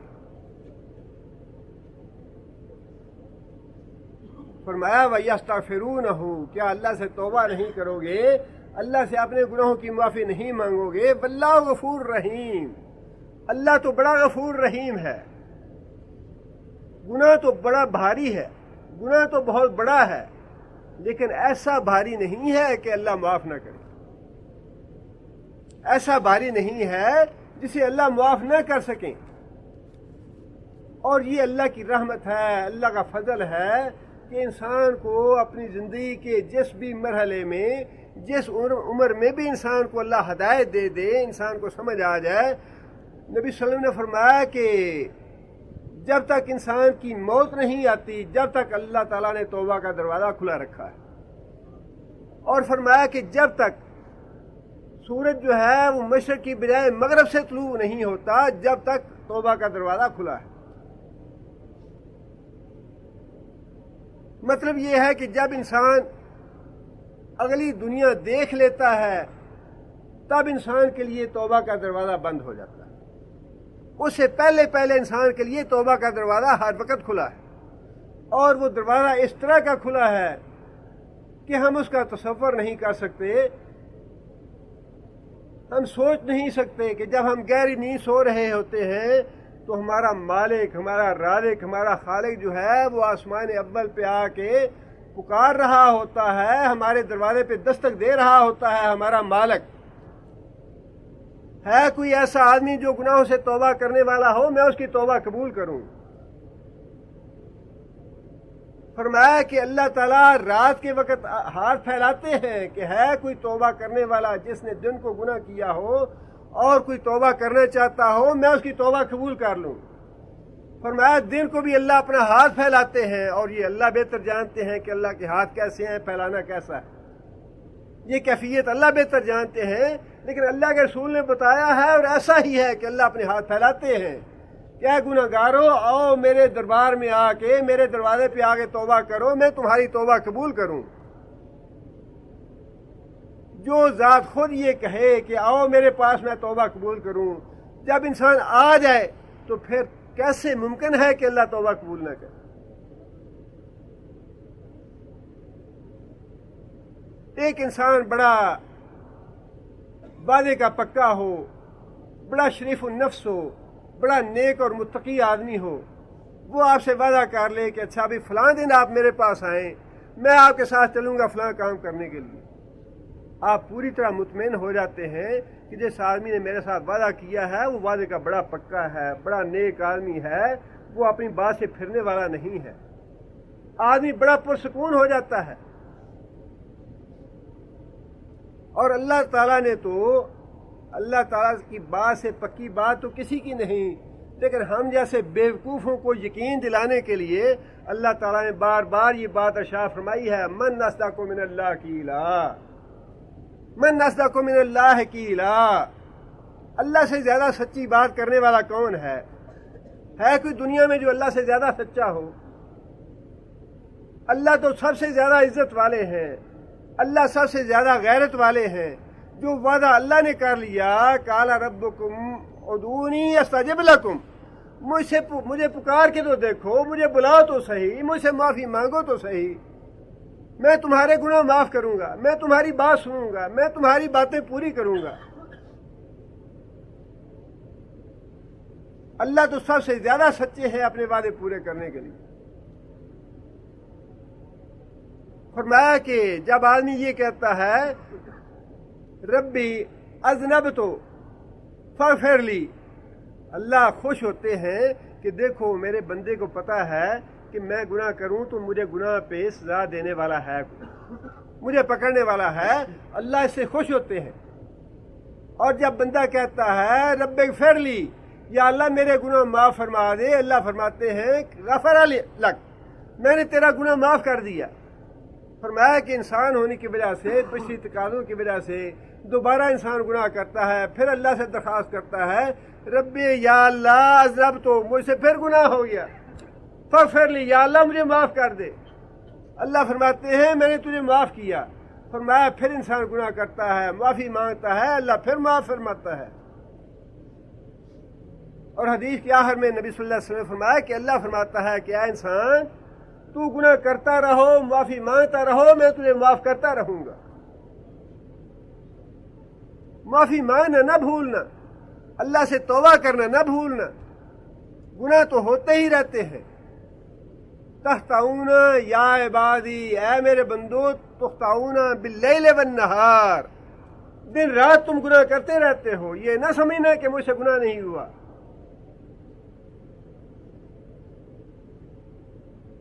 عقیدہ انسان کا یہ ہونا چاہیے، انسان کے اپنے دل میں یہ بات ہونی چاہیے۔ اللہ کے رسول نے یہ بات ارشاد فرمائی ہے، تخطئون باللیل والنہار، لوگوں تم دن رات گناہ کرتے رہتے ہو، کلکم خطاؤن، اللہ کے رسول نے فرمایا کہ تم سارے کے سارے خطا کار ہو، وخیر الخطائین، اور سب سے بہتر خطا کار وہ ہیں التوابون، جو اللہ کے حضور توبہ کرنے والے ہیں۔ فرمایا کیا تم شرک سے توبہ نہیں کرو گے؟ کیا شرک کے گناہ کی اللہ سے معافی نہیں مانگو گے؟ بہت اچھا اور خوبصورت انداز ہے اللہ کا۔ فرمایا افلا یتوبون، کیا توبہ نہیں کرو گے اللہ سے؟ اللہ تمہارا دوست ہے، اللہ تمہارا مشفق ہے، اللہ تمہارا مہربان ہے، اللہ تمہارا رازق ہے، خالق ہے۔ اللہ کے حضور جاتے ہوئے کیسی شرم ہے؟ انسان کو تو وہ باتیں بھی اللہ سے کرنی چاہیے جو انسان نہ اپنی ماں سے کر سکتا ہے، نہ باپ سے کر سکتا ہے، نہ بیوی سے کر سکتا ہے، نہ بیٹے سے کر سکتا ہے. انسان کو تو سارے اپنے چھوٹے بڑے دکھ کرنے ہی اللہ سے چاہیے. فرمایا کہ جوتی کا تسمہ ٹوٹ جائے وہ بھی اللہ سے مانگو, نام لو اس کا. گھر سے نمک ختم ہو جائے تو وہ بھی اللہ سے مانگو, یا اللہ گھر سے نمک ختم ہو گیا ہے. وہ پیسے اللہ نے دینے ہیں, اسباب اللہ نے پیدا کرنے ہیں, لیکن جس چیز کی کمی ہے اس کا نام لے کے اللہ سے مانگو. یا اللہ اس بات کی تکلیف ہے مجھے, یا اللہ اس بات کی ضرورت ہے مجھے, یا اللہ میری یہ ضرورت پوری فرما تو.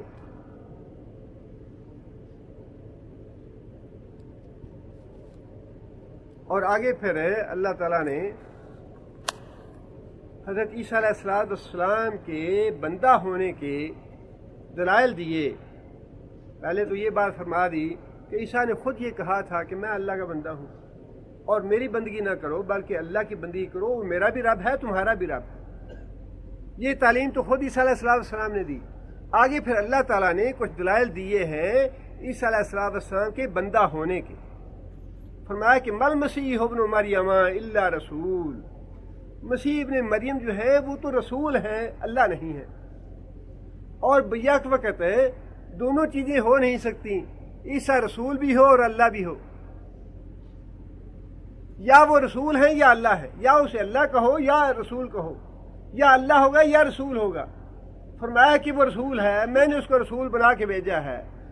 قد خلت من قبلہ الرسل, اور پھر اس سے پہلے بھی ایسے رسول گزر چکے.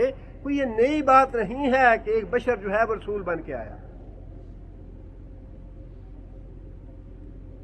دوسری دلیل وَأُمُّهُ صِدِّيقَةٌ, اس کی ماں بھی تھی. ماں ہونا, ماں کے پیٹ سے پیدا ہونا, الہ ایسے پیدا نہیں ہوتا. ماں کے پیٹ سے پیدا ہونا جو ہے یہ دلیل ہے اس بات کی کہ وہ بشر ہے.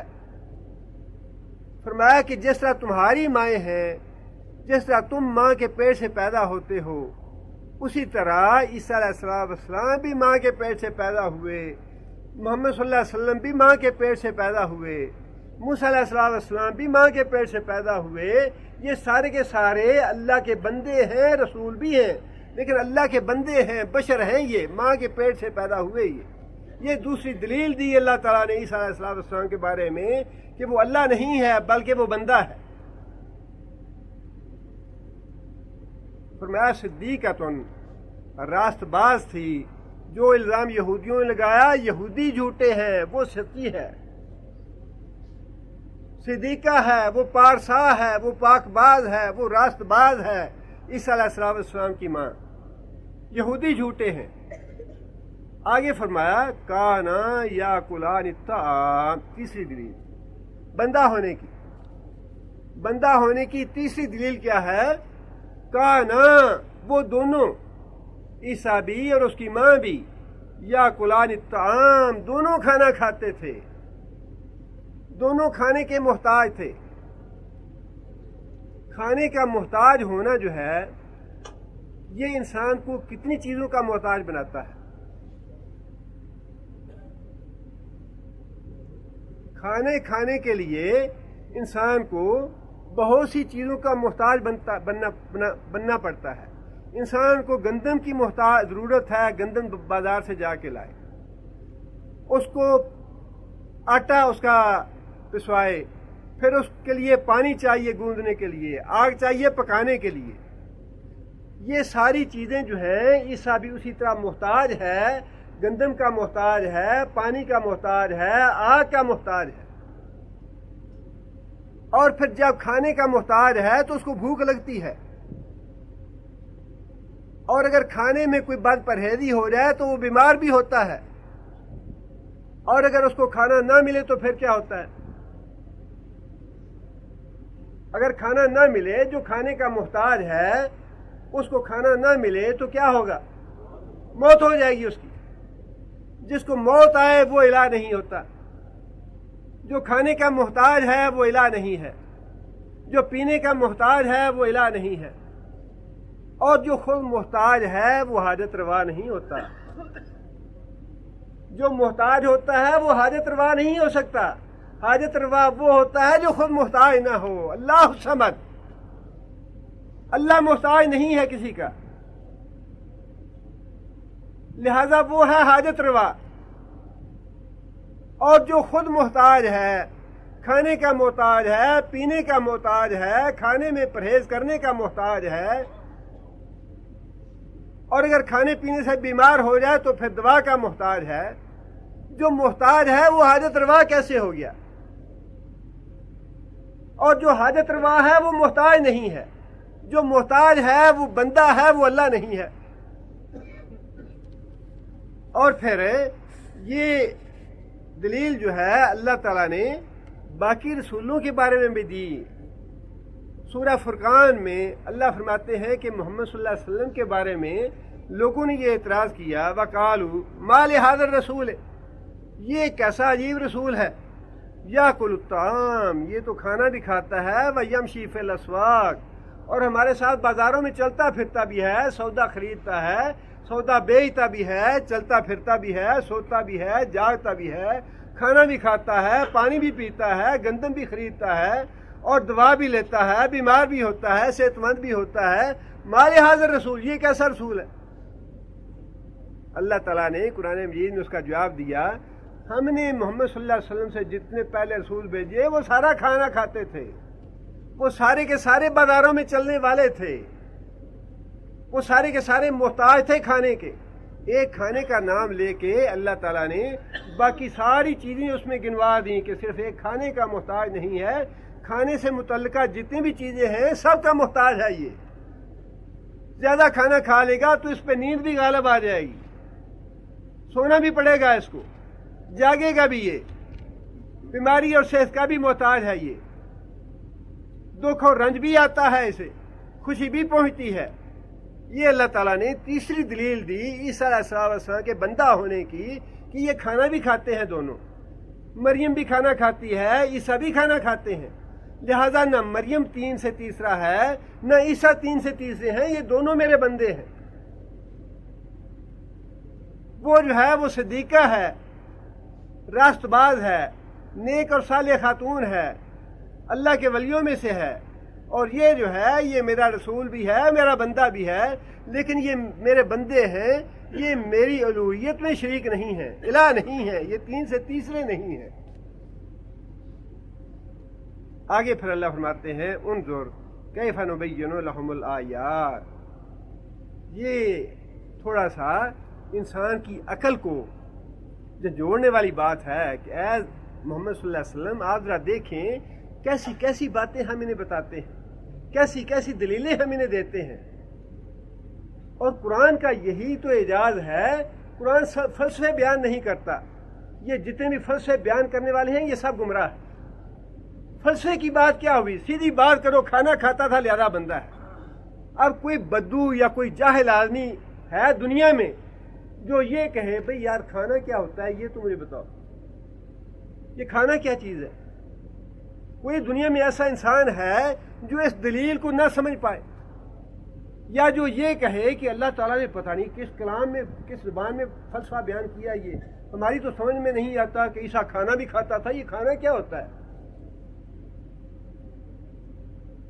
اللہ تعالیٰ نے تو اتنا سادہ، آسان اور بدوؤں کے سمجھنے والی دلیلیں دی ہیں جنہیں ایک بدو سے بدو، جاہل سے جاہل آدمی بھی یہ نہیں کہہ سکتا کہ قرآن کی بات میری سمجھ میں نہیں آئی. افلا یتدبرون القرآن، کیا یہ سارے لوگ پڑھے بھی، جاہل بھی، امیر بھی، غریب بھی، بدو بھی، غیر بدو بھی، شہری بھی، دیہاتی بھی، افلا یتدبرون ام علی قلوب اقفالها، کیا ان کے دلوں پہ تالے لگے ہیں؟ کیا یہ تدبر نہیں کریں گے، غور نہیں کریں گے اس قرآن میں؟ یہ قرآن تو بڑی سادہ زبان میں ہے، عام فہم ہے، یہ اس کے دلائل بڑے سادہ ہیں، دل میں اتر جانے والے ہیں. یہی تو وہ بات تھی جو مکہ کافر کہتے تھے. نضر بن حارث نے یہ بات کہی تھی کہ واللہ تم یہ کہتے ہو شاعر ہے، اس کا کلام شاعری نہیں ہے، ہم نے شاعر بھی دیکھے ہیں. تم کہتے ہو یہ کاہن ہے، یہ کاہن نہیں ہے، کاہنوں کے کلام ہم نے سنے ہیں. تم کہتے ہو یہ جادوگر ہے، یہ جادوگر بھی نہیں ہے، جادوگروں کی باتیں ہم نے سنی ہیں. اس کی باتیں نہ جادو ہیں، نہ شاعری ہے، نہ کاہن ہے. واللہ تمہارے اوپر ایک ایسی مصیبت آ پڑی ہے ایسا تمہارے اوپر مسئلہ بن گیا ہے، جب تک تم اس کا علاج نہیں سوچو گے تم بچو گے نہیں، تمہارا دین مٹ جائے گا، تم ختم ہو جاؤ گے جب تک تم اس کا مقابلہ نہیں کرو گے۔ اتنی زبردست قوت ہے قرآن میں، اتنے زبردست دلائل ہیں قرآن کے، گھروں میں بیٹھے کافر جو ہیں وہ کانپتے ہیں قرآن مجید کے دلائل سے۔ یریدون لیطفئوا نور اللہ بافواہہم واللہ متم نورہ ولو کرہ الکافرون والذی ارسل رسولہ بالہدی ودین الحق لیظہرہ علی الدین کلہ۔ یہ دین اللہ نے بھیجا ہی اس لیے ہے، ہر زمانے میں جب سے یہ قرآن آیا ہے تب سے لے کر قیامت تک دلائل کے اعتبار سے یہ ہمیشہ غالب ہے، دلائل کے اعتبار سے ہمیشہ قرآن غالب ہے۔ عیسائیوں کا جو فلسفہ ہے 3 میں سے 3 کا، اس کو تو عیسائیوں کے اپنے جو پادری اور پوپ ہیں وہ نہیں سمجھتے۔ عیسائیوں کے اپنے پوپ اور پادری جو ہیں وہ اس فلسفے کو نہیں سمجھتے، وہ چونکہ ایک پال سینٹ کے زمانے سے 4 صدی سے ایک عقیدہ چلا آ رہا ہے اور انہوں نے اس کو تسلیم کر لیا ہے، لہٰذا وہ آئیں بائیں شائیں کر کے اس پہ عمل کرتے ہیں، یا دل میں بٹھایا ہوا ہے، یا اسلام کی دشمنی کی وجہ سے اس کو چھوڑ نہیں رہے، ورنہ ان کے جتنے بڑے بڑے پوپ اور پادری ہیں وہ خود یہ نہیں سمجھتے کہ 3 اور 3 میں سے 1 کا مطلب کیا ہے۔ سائنس کے زمانے میں 3 بھی کہو اور 1 بھی کہو، یہ تو سب سے بڑی بیوقوفی کی بات ہے۔ یا 1 ہے یا 3 ہے، یہ 3 میں سے 3 کیا ہوا؟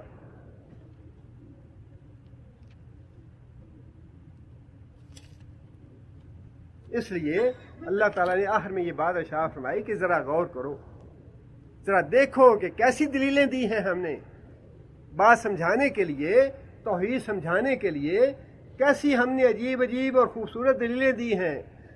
کیف نبین لہم الآیات ثم انظر، اور ساتھ ہی یہ فرمایا کہ ذرا اس بات پہ بھی سوچو انا یوفکون، کہ یہ بیوقوف اور احمق جو ہیں انہیں کیسا پھیر لگا ہوا ہے۔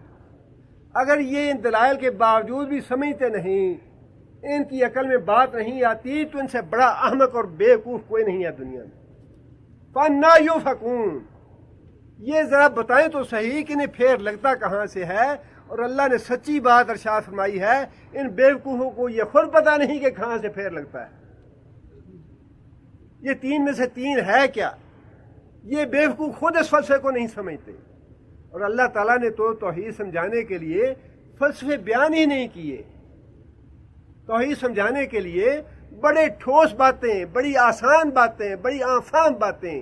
بھئی ذرا آسمان کو دیکھو، افلا ینظرون الی الابل کیف خلقت، اونٹ کو دیکھو، الی السماء کیف رفعت، آسمان کو دیکھو، الی الارض کیف سطحت، زمین کو دیکھو۔ اب کون احمق اور بیوقوف ہے جو یہ کہے اونٹ کیا ہوتا ہے، یا جو یہ کہے اچھا جی آسمان کی بات اللہ نے فرمائی ہے، آسمان کیا ہے؟ اللہ نے تو جو باتیں ارشاد فرمائی ہیں وہ دل میں اتر جانے والی ہیں، اتنی سادہ ہیں، اتنی عام فہم ہیں، ان پڑھ سے ان پڑھ، جاہل سے جاہل آدمی بھی سمجھ لے گا اس کو۔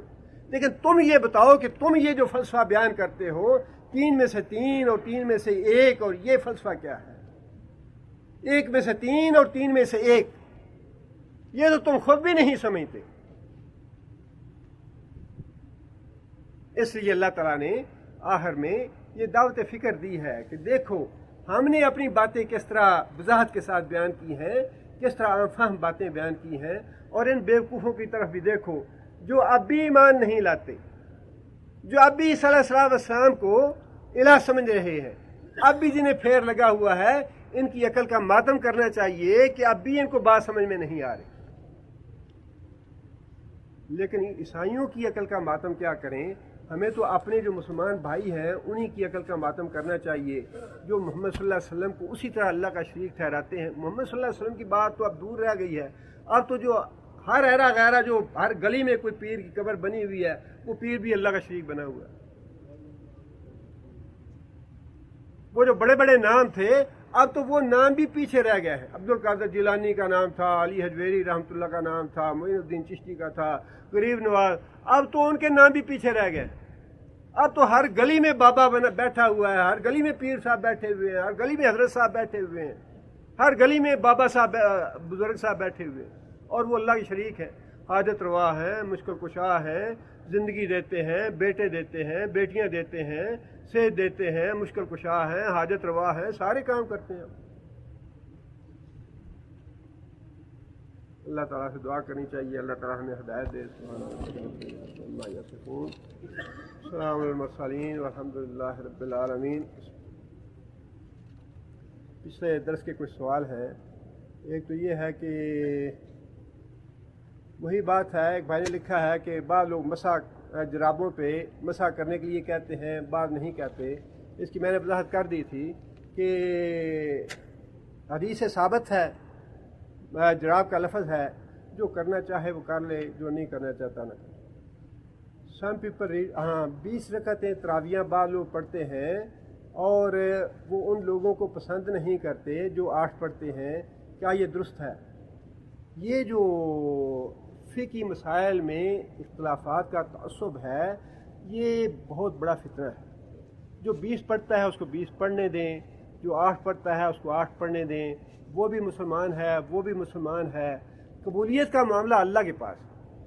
جس نے 8 پڑھی ہیں وہ یہ دعویٰ کر سکتا ہے کہ اس کی ضرور قبول ہوگی، دعویٰ کر سکتا ہے۔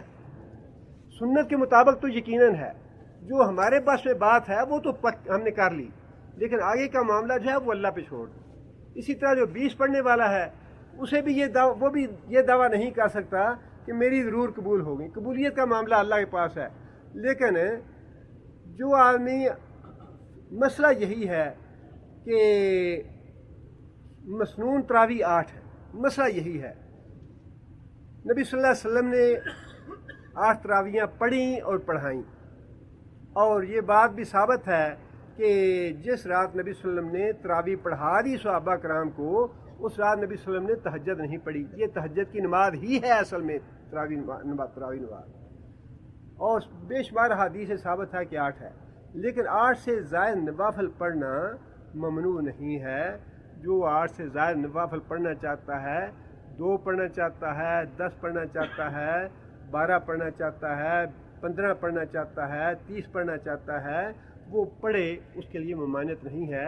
لہٰذا کسی کو برا سمجھنا جو ہے نا، یہ تو بڑی بیماری ہے۔ کسی بھی مسلمان سے نفرت کرنی یا برا سمجھنا، اس کو اگر آپ ہمدردی ہے تو اس کو مسئلہ سمجھائیں، مسئلہ بتائیں اور دعا کریں اس کے لیے، اللہ ہدایت دے دے۔ لیکن یہ جو نفرت والا ہے معاملہ، یہ تو بہت خراب معاملہ ہے۔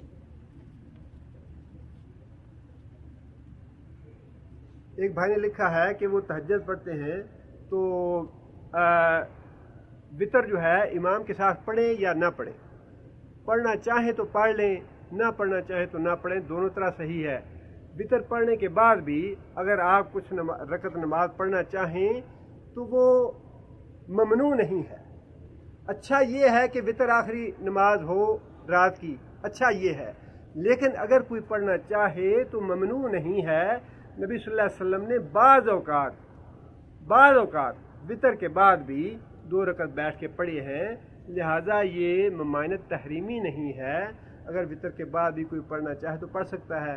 دوسری بات یہ ہے، اگر انسان وتر پڑھ رہا ہو امام کے پیچھے اور اس وتر کو ختم کرنا چاہے، ساتھ ہی اٹھ کے 1 رکعت اور پڑھ لے اور وتر کی بجائے اس کو بھی جفت بنا دے، 2 رکعتیں بن جائیں گی، وہ وتر ختم ہو جائے گا، اور پھر باقی اپنی اور تہجد یا نماز دوسری پڑھ کے آخر میں وتر پڑھنا چاہیں تو دونوں طرح درست ہے۔ امیر معاویہ رضی اللہ تعالیٰ عنہ اس پہ عمل کرتے تھے، ایک وتر کو جفت بنا لیتے تھے اور اس کے بعد پھر باقی نماز پڑھ کے تو وتر آخر میں پڑھتے تھے۔ یہ دونوں طرح سے جس طرح انسان کرنا چاہے کر سکتا ہے۔ نماز شروع کرنے کے بعد کیا ہمیں ثنا پڑھنی چاہیے یا انی وجہت وجہی للذی یہ پڑھنا چاہیے؟ دونوں ثابت ہیں۔ دعائے افتتاح کے لیے جو ہے یعنی تکبیر تحریمہ کے بعد 1 سے زائد دعائیں ثابت ہیں نبی صلی اللہ علیہ وسلم سے۔ اللہ اکبر کبیرہ والی بھی ہے، سبحانک اللہم و بحمدک والی بھی ہے، اور پھر وہ جس میں صحابہ نے کہا تھا یا رسول اللہ ہمارے ماں باپ قربان آپ کیا پڑھتے ہیں، اس میں وہ بھی ہے، اور انی وجہ تو وائی فطر سماوات والارض حنیفا وما انا من المشرکین، یہ ہے، یہ دونوں طرح درست ہے، لیکن یہ ہے ذرا لمبی۔ ابتدا میں 2 قرآن مجید کی آیتیں ہیں، اس کے بعد مسنون دعا ہے، جسے انی وجہ تو واجہ پڑھنی ہو اس کو پھر وہ پوری مکمل دعا یاد کرنی چاہیے۔ پچھلے درس میں ایک بھائی نے سوال لکھا تھا اور انہوں نے ساتھ معذرت بھی کی ہے۔ سوال یہ ہے کہ آپ کی کوالیفیکیشن کیا ہے، آپ عالم ہیں یا مفتی ہیں، آپ کا سلسلہ کون سا ہے اور آپ کا گروپ کون سا ہے؟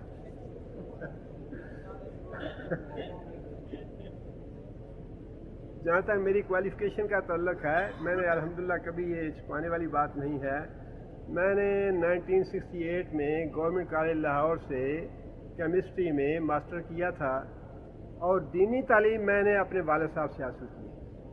ہمارے والد صاحب گوجرانوالے کا بہت پرانا اور بہت ہی مشہور مدرسہ ہے جامعہ محمدیہ، مولانا اسماعیل سلفی بڑے معروف عالم دین تھے وہاں کے، اللہ علی کے رحمت کرے انہیں۔ اور پھر اسی مدرسے میں حافظ محمد گوجرانوالے والے بھی تھے، جو بعد میں جامعہ اسلامیہ مدینہ منورہ میں بھی آ کے استاد رہے۔ اس سے آپ اندازہ لگا سکتے ہیں کہ کس درجے کے علماء وہاں پہ استاد تھے۔ اسی جامعہ سے الحمدللہ والد صاحب پڑھے ہوئے تھے، اور ان کی خواہش یہ تھی کہ میں دین کا علم خود تمہیں پڑھاؤں گا، لیکن دنیا کا علم بھی حاصل کرو اور خود اپنے پاؤں پہ کھڑے ہو کے بغیر کسی کی محتاجی کے دین کی خدمت کرو۔ اللہ تعالیٰ نے ان کی دعا قبول فرمائی، اللہ تعالیٰ کروڑ رحمت کرے ان پہ، بڑے احسانات کیے انہوں نے مجھ پہ، دین بھی پڑھایا، دنیا بھی پڑھائی، اور اپنے پاؤں پہ کھڑا ہونے کے لائق بھی بنایا۔ لہٰذا اللہ کے فضل و کرم سے میں خود یہاں پہ ملازم ہوں جامعہ ملک سعود میں، 30 سال میں نے ملازمت کی ہے، اور اب ریٹائرمنٹ کی لائف گزار رہا ہوں۔ میں جعلیات کا ملازم نہیں ہوں، نہ کہیں سے درس وغیرہ کا معاوضہ الحمدللہ لیتا ہوں، اللہ کا شکر۔ یہ بات بتانے کی تو نہیں تھی، لیکن چونکہ پوچھا ہے لہذا اس حوالے سے میں بتا رہا ہوں کہ جعلیات سے میرا تعلق نہیں ہے، بلکہ یہ بھی ایک اللہ کا فضل اور اللہ کا احسان ہے۔ جعلیات کا ملازم نہ ہونے کے باوجود اللہ نے ہمیں یہ موقع عطا کیا۔ سعودی عرب میں قانون کے مطابق جعلیات کے ملازم کے علاوہ کسی دوسرے کو کوئی پروگرام کرنے کی اجازت نہیں، لیکن یہ اللہ کا فضل ہے، اللہ کا احسان ہے مجھ پہ بھی اور آپ پہ بھی، اور اللہ تعالیٰ کا ہمیں شکر ادا کرنا چاہیے اللہ کے اس احسان پہ۔ اللہ تعالیٰ نے ہمیں یہ موقع عطا کیا ہے اور اپنی خاص رحمت اور فضل سے عطا کیا ہے۔ میں اپنے آپ کو دین کا طالب علم سمجھتا ہوں، نہ میں عالم ہوں نہ مفتی ہوں، لیکن اتنی تمنا ضرور رکھتا ہوں کہ جتنا کچھ بھی مجھے اللہ تعالیٰ نے دیا ہے دین کے علم سے، قرآن مجید کے حوالے سے، جس حد تک میرے لیے ممکن ہے یا اللہ نے استطاعت دی ہے، میں اس علم کو دوسروں تک پہنچاؤں۔ لیکن میں طالب علم ہوں، خود مطالعہ کرتا ہوں، اور ہر وقت علم کی جستجو میں رہتا ہوں۔ علماء سے میں خود بھی استفادہ کرنا پسند کرتا ہوں۔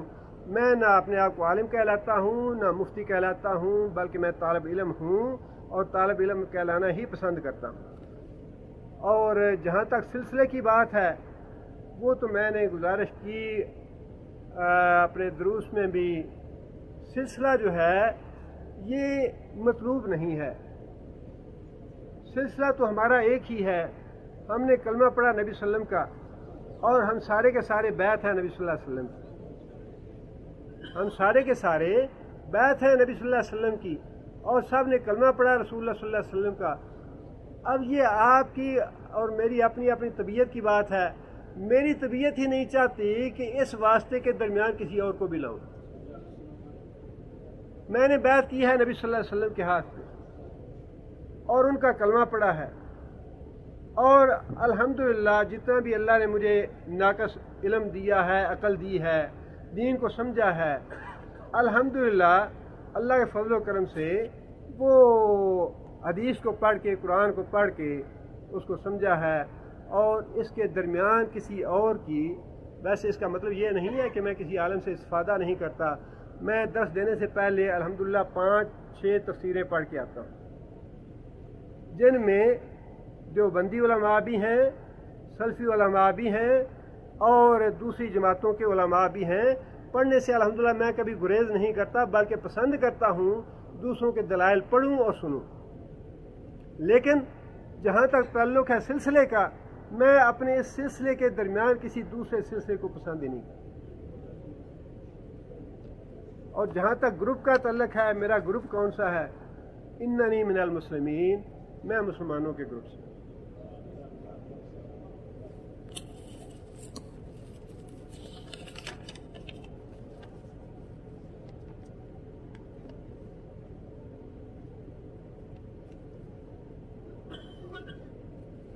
हमारे वालिद साहब ने 16 लाख रुपए की ज़री ज़मीन फ़रोख्त की है। वालिद और वालदा हयात हैं। हम उनके 4 बेटे और 2 बेटियां हैं। ये रकम किस तरह तकसीम होगी? तकसीम तो इस तरह होगी, 4 बेटे हैं 2 बेटियां हैं, तो 2 बेटियों के 4 हिस्से, 4 ये सारी जितनी भी जायदाद है उसके 8 हिस्से होंगे। 4 दूनी 8, 10 हिस्से होंगे। 10 हिस्से होंगे।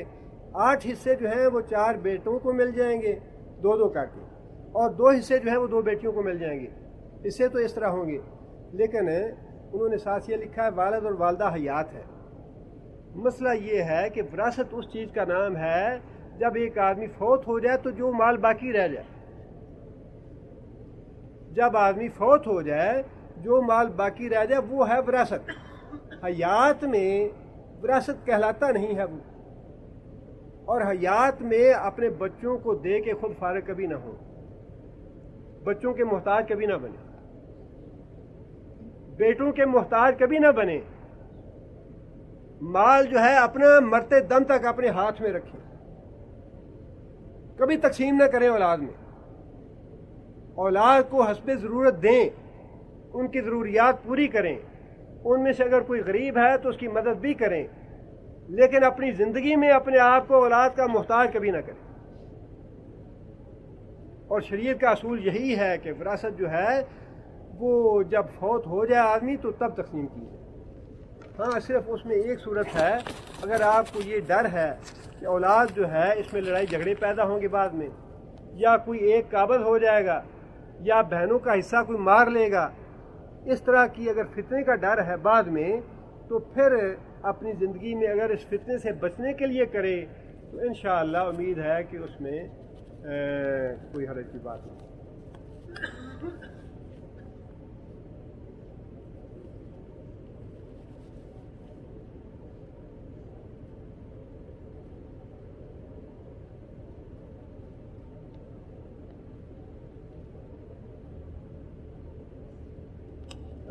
एक भाई ने ये लिखा है कि अगर एक आदमी अपनी बीवी के पास गया है रात के वक़्त और उस दौरान अजान हो जाए तो क्या उसको अपनी ज़रूरत पूरी करनी चाहिए?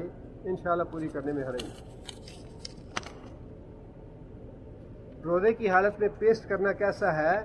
अगर इंसान को इतनी कुदरत है कि पेस्ट करते हुए उसका जायका हलक में न जाए फिर इंसान कर ले। लेकिन अगर इंसान को इतनी कुदरत नहीं है और उसे खदशा है, डर है कि उसका जायका हलक में चला जाएगा, तो फिर रोज़ा इफ्तार करने के बाद करो।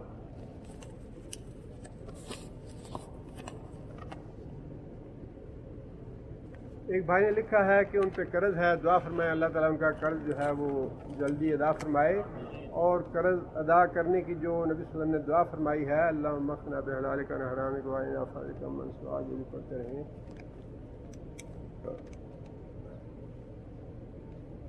तकबीर तहरीमा के बाद हाथ सीने पर रखना चाहिए या नाफ पर? हदीस की रोशनी में तशरीह करें। हदीस की रोशनी में यही है कि हाथ जो है वो सीने पर रखना चाहिए।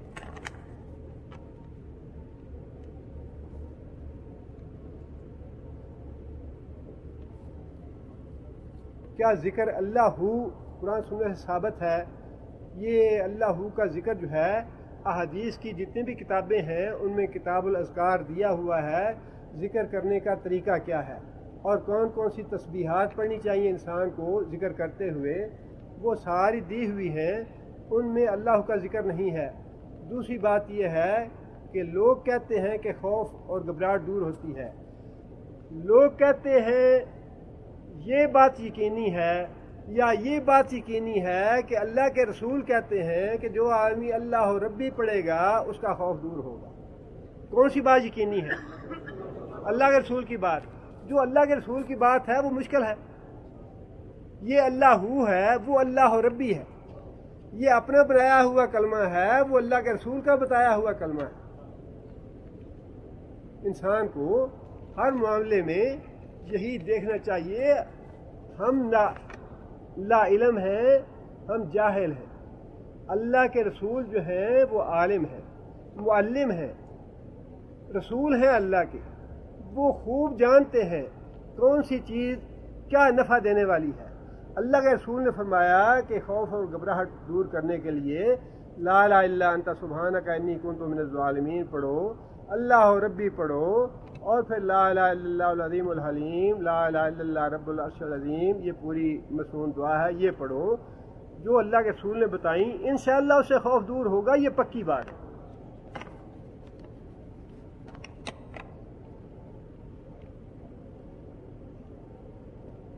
میں رفع دین کو صحیح مانتا ہوں مگر کبھی بھی عمل نہیں کیا. میں حنفی مذہب سے تعلق رکھتا ہوں. کیا عملی طور پر رفع دین نہ کرنے سے گناہ گار ہوتا ہے انسان؟ اس سے پہلے بھی میں نے گزارش کی کہ رفع دین کرنا جو ہے یہ سنت ہے، واجب نہیں. اور گناہ گار انسان ہوتا ہے جب واجب کو ترک کرے. سنت پہ عمل کرنے سے سنت کا ثواب ملے گا، سنت کو چھوڑنے سے سنت کے ثواب سے محروم ہو جائے گا. سنت کے ثواب سے محرومی ہے، گناہ نہیں ہے، بشرطے کہ انسان اس کو سنت مانتا ہو. جیسا آپ بھائی نے لکھا ہے، میں رفع دین کو صحیح ثابت مانتا ہوں.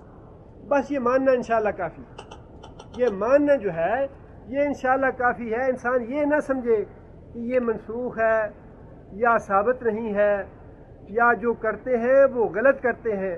یہ باتیں نہ انسان سمجھے. جو کرتے ہیں وہ صحیح کرتے ہیں، جو کرتے ہیں ان کو کرنے کا ثواب زیادہ ملتا ہے اور منسوخ نہیں ہے. یہ عقیدہ رکھے انسان. اس کے بعد اگر کرتا ہے یا نہیں کرتا، انشاءاللہ وہ معاملہ سنت کا ہے. کرنے سے ثواب میں اضافہ ہے، نہ کرنے سے ثواب میں کمی ہے، لیکن گناہ نہیں ہے انشاءاللہ. کیا زکوٰۃ کا مال اسلامی مدرسے یا مسجد کے لیے دے سکتے ہیں؟ زکوٰۃ مسجد میں نہیں دے سکتے اور مدرسے میں انشاءاللہ دے سکتے ہیں.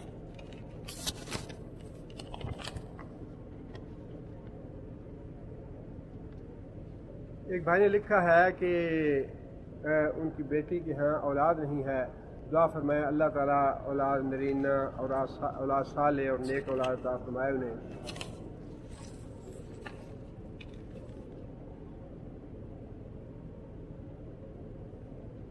اسی طرح کے اور بھائی نے لکھا ہے کہ میرے لیے دعا فرمائیں والدین کی عافیت کے لیے اور اسلام کے لیے، ایمان کے لیے. اللہ تعالیٰ ان کی ساری نیک خواہشات پوری فرمائے. اللہ تعالیٰ ان کے والدین پہ بھی رحم فرمائے.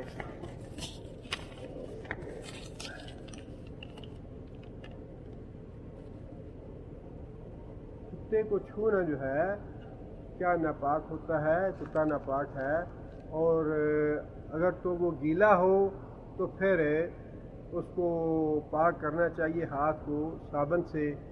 کلمہ پڑھنے والی بات غلط ہے.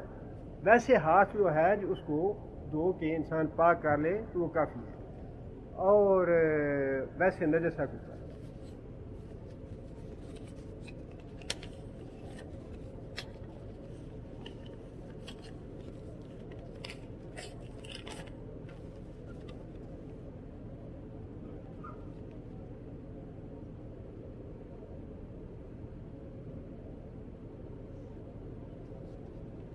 ہمارے ہاں اگر کوئی شخص فوت ہو جائے تو بہت سی رسومات ہیں جو دین کے نام پر کیے جاتے ہیں. اور میرے ماں اور باپ چچا بھی کہتے ہیں کہ ہمارے فوت ہونے کے بعد تم ہمارے لیے دعا نہیں کرو گے، یعنی خلافات نہیں کرو گے. جہاں تک رسوم کا تعلق ہے وہ تو اچھی بات ہے کہ بلکہ اگر کسی کو یہ خدشہ ہو کہ میرے بعد بدعات کی جائیں گی تو اس کے لیے واجب ہے کہ اپنے پسماندگان کو بدعات سے منع کر کے جائے. اس کے لیے واجب ہے. یہ دعا کرنا جو ہے یہ تو مطلوب ہے. میت کے لیے، دعا استغفار کرنا میت کے لیے مطلوب ہے، مسنون ہے، نبی صلی اللہ علیہ وسلم کا حکم ہے اور نبی صلی اللہ علیہ وسلم کی سنت ہے دعا کرنا۔ دعا کے علاوہ باقی جتنے کام ہیں، قرآن خوانی کرنا ہے، 10واں کرنا ہے، 40واں کرنا ہے، یا اور اس طرح کی رسومات کرنا، یہ ساری بدعات ہیں، ان سے بچنا چاہیے۔ اور اگر کسی کو یہ خطرہ ہو کہ اس کے بعد کوئی ایسی بدعات کی جائیں گی تو اس پہ واجب ہے کہ اپنے پسماندگان کو وصیت کر کے جائے کہ میرے مرنے پہ یہ کام نہ کیے جائے۔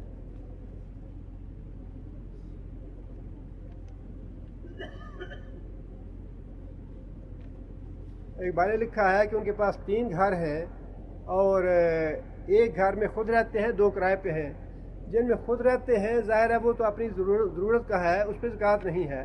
باقی جو 2 کرائے پہ ہیں ان مکانوں کے کرائے پہ ہے، اگر آپ وہ کرایہ وصول کر کے اپنی انکم میں شمار کر لیتے ہیں تو اس کا مطلب یہ ہے کہ آپ کی جو ٹوٹل انکم آپ کاؤنٹ کریں گے سال کے اینڈ پہ، اس میں وہ بھی آ جائے گا اور اس کا جو زکوٰۃ ہے وہ ادا ہو جائے گی۔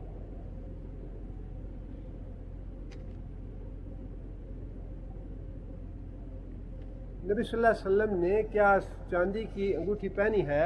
نبی صلی اللہ علیہ وسلم کی مہر مبارک انگوٹھی پہ ہی تھی اور وہ چاندی کی تھی۔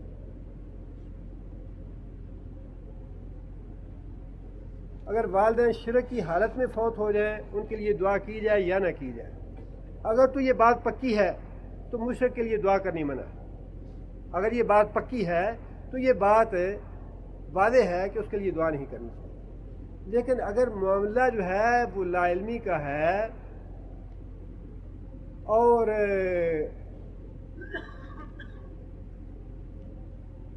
انسان واضح طور پہ فیصلہ نہ کر سکے کہ باقی شرک ہے تو پھر انشاءاللہ امید یہ ہے کہ اگر دعا کی جائے تو حرج نہیں، لیکن اگر بات بالکل واضح اور پکی ہو کہ شرک کرتا تھا تو پھر نہیں کرنی چاہیے۔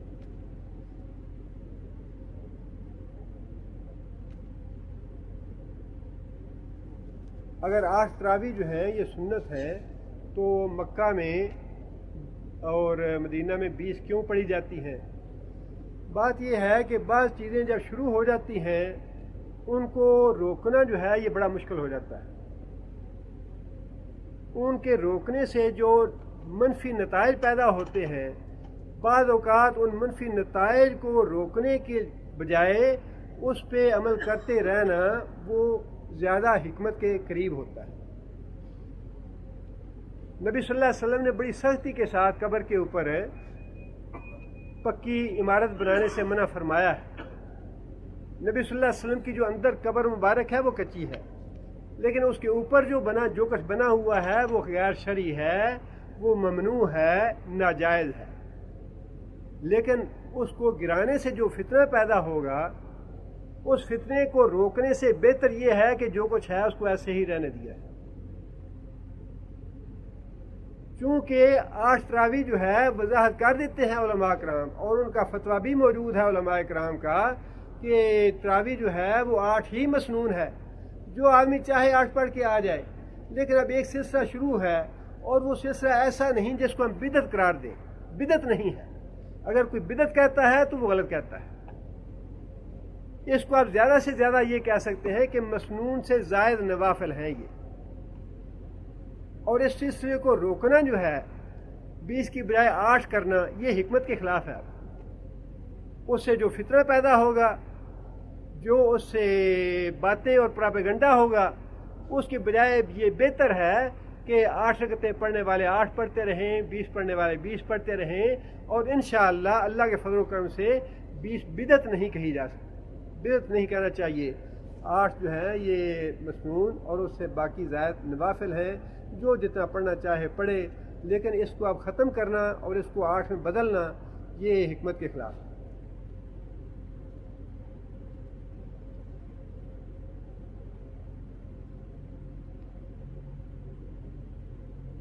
ایک بھائی نے لکھا ہے کہ میں پیسہ بینک کی رکھنے کی بجائے ان سے پراپرٹی خریدتا ہوں، اور اس پراپرٹی پہ زکوٰۃ کا معاملہ کیا ہے؟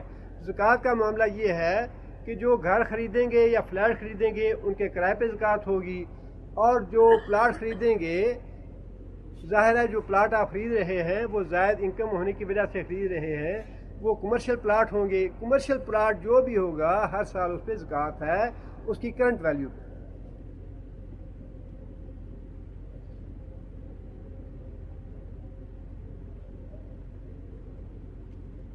ایک بھائی ہے، انہوں نے لکھا ہے کہ میں نے یہ سنا ہے مسافہ جو ہے وہ ایک ہاتھ سے نہیں ہونا چاہیے، دو ہاتھ سے ہونا چاہیے، دونوں طرح انشاءاللہ درست ہے، ایک سے لیا جائے تب بھی ٹھیک ہے، دو سے لیا جائے تب بھی ٹھیک ہے، اس میں کوئی قباحت والی بات نہیں ہے۔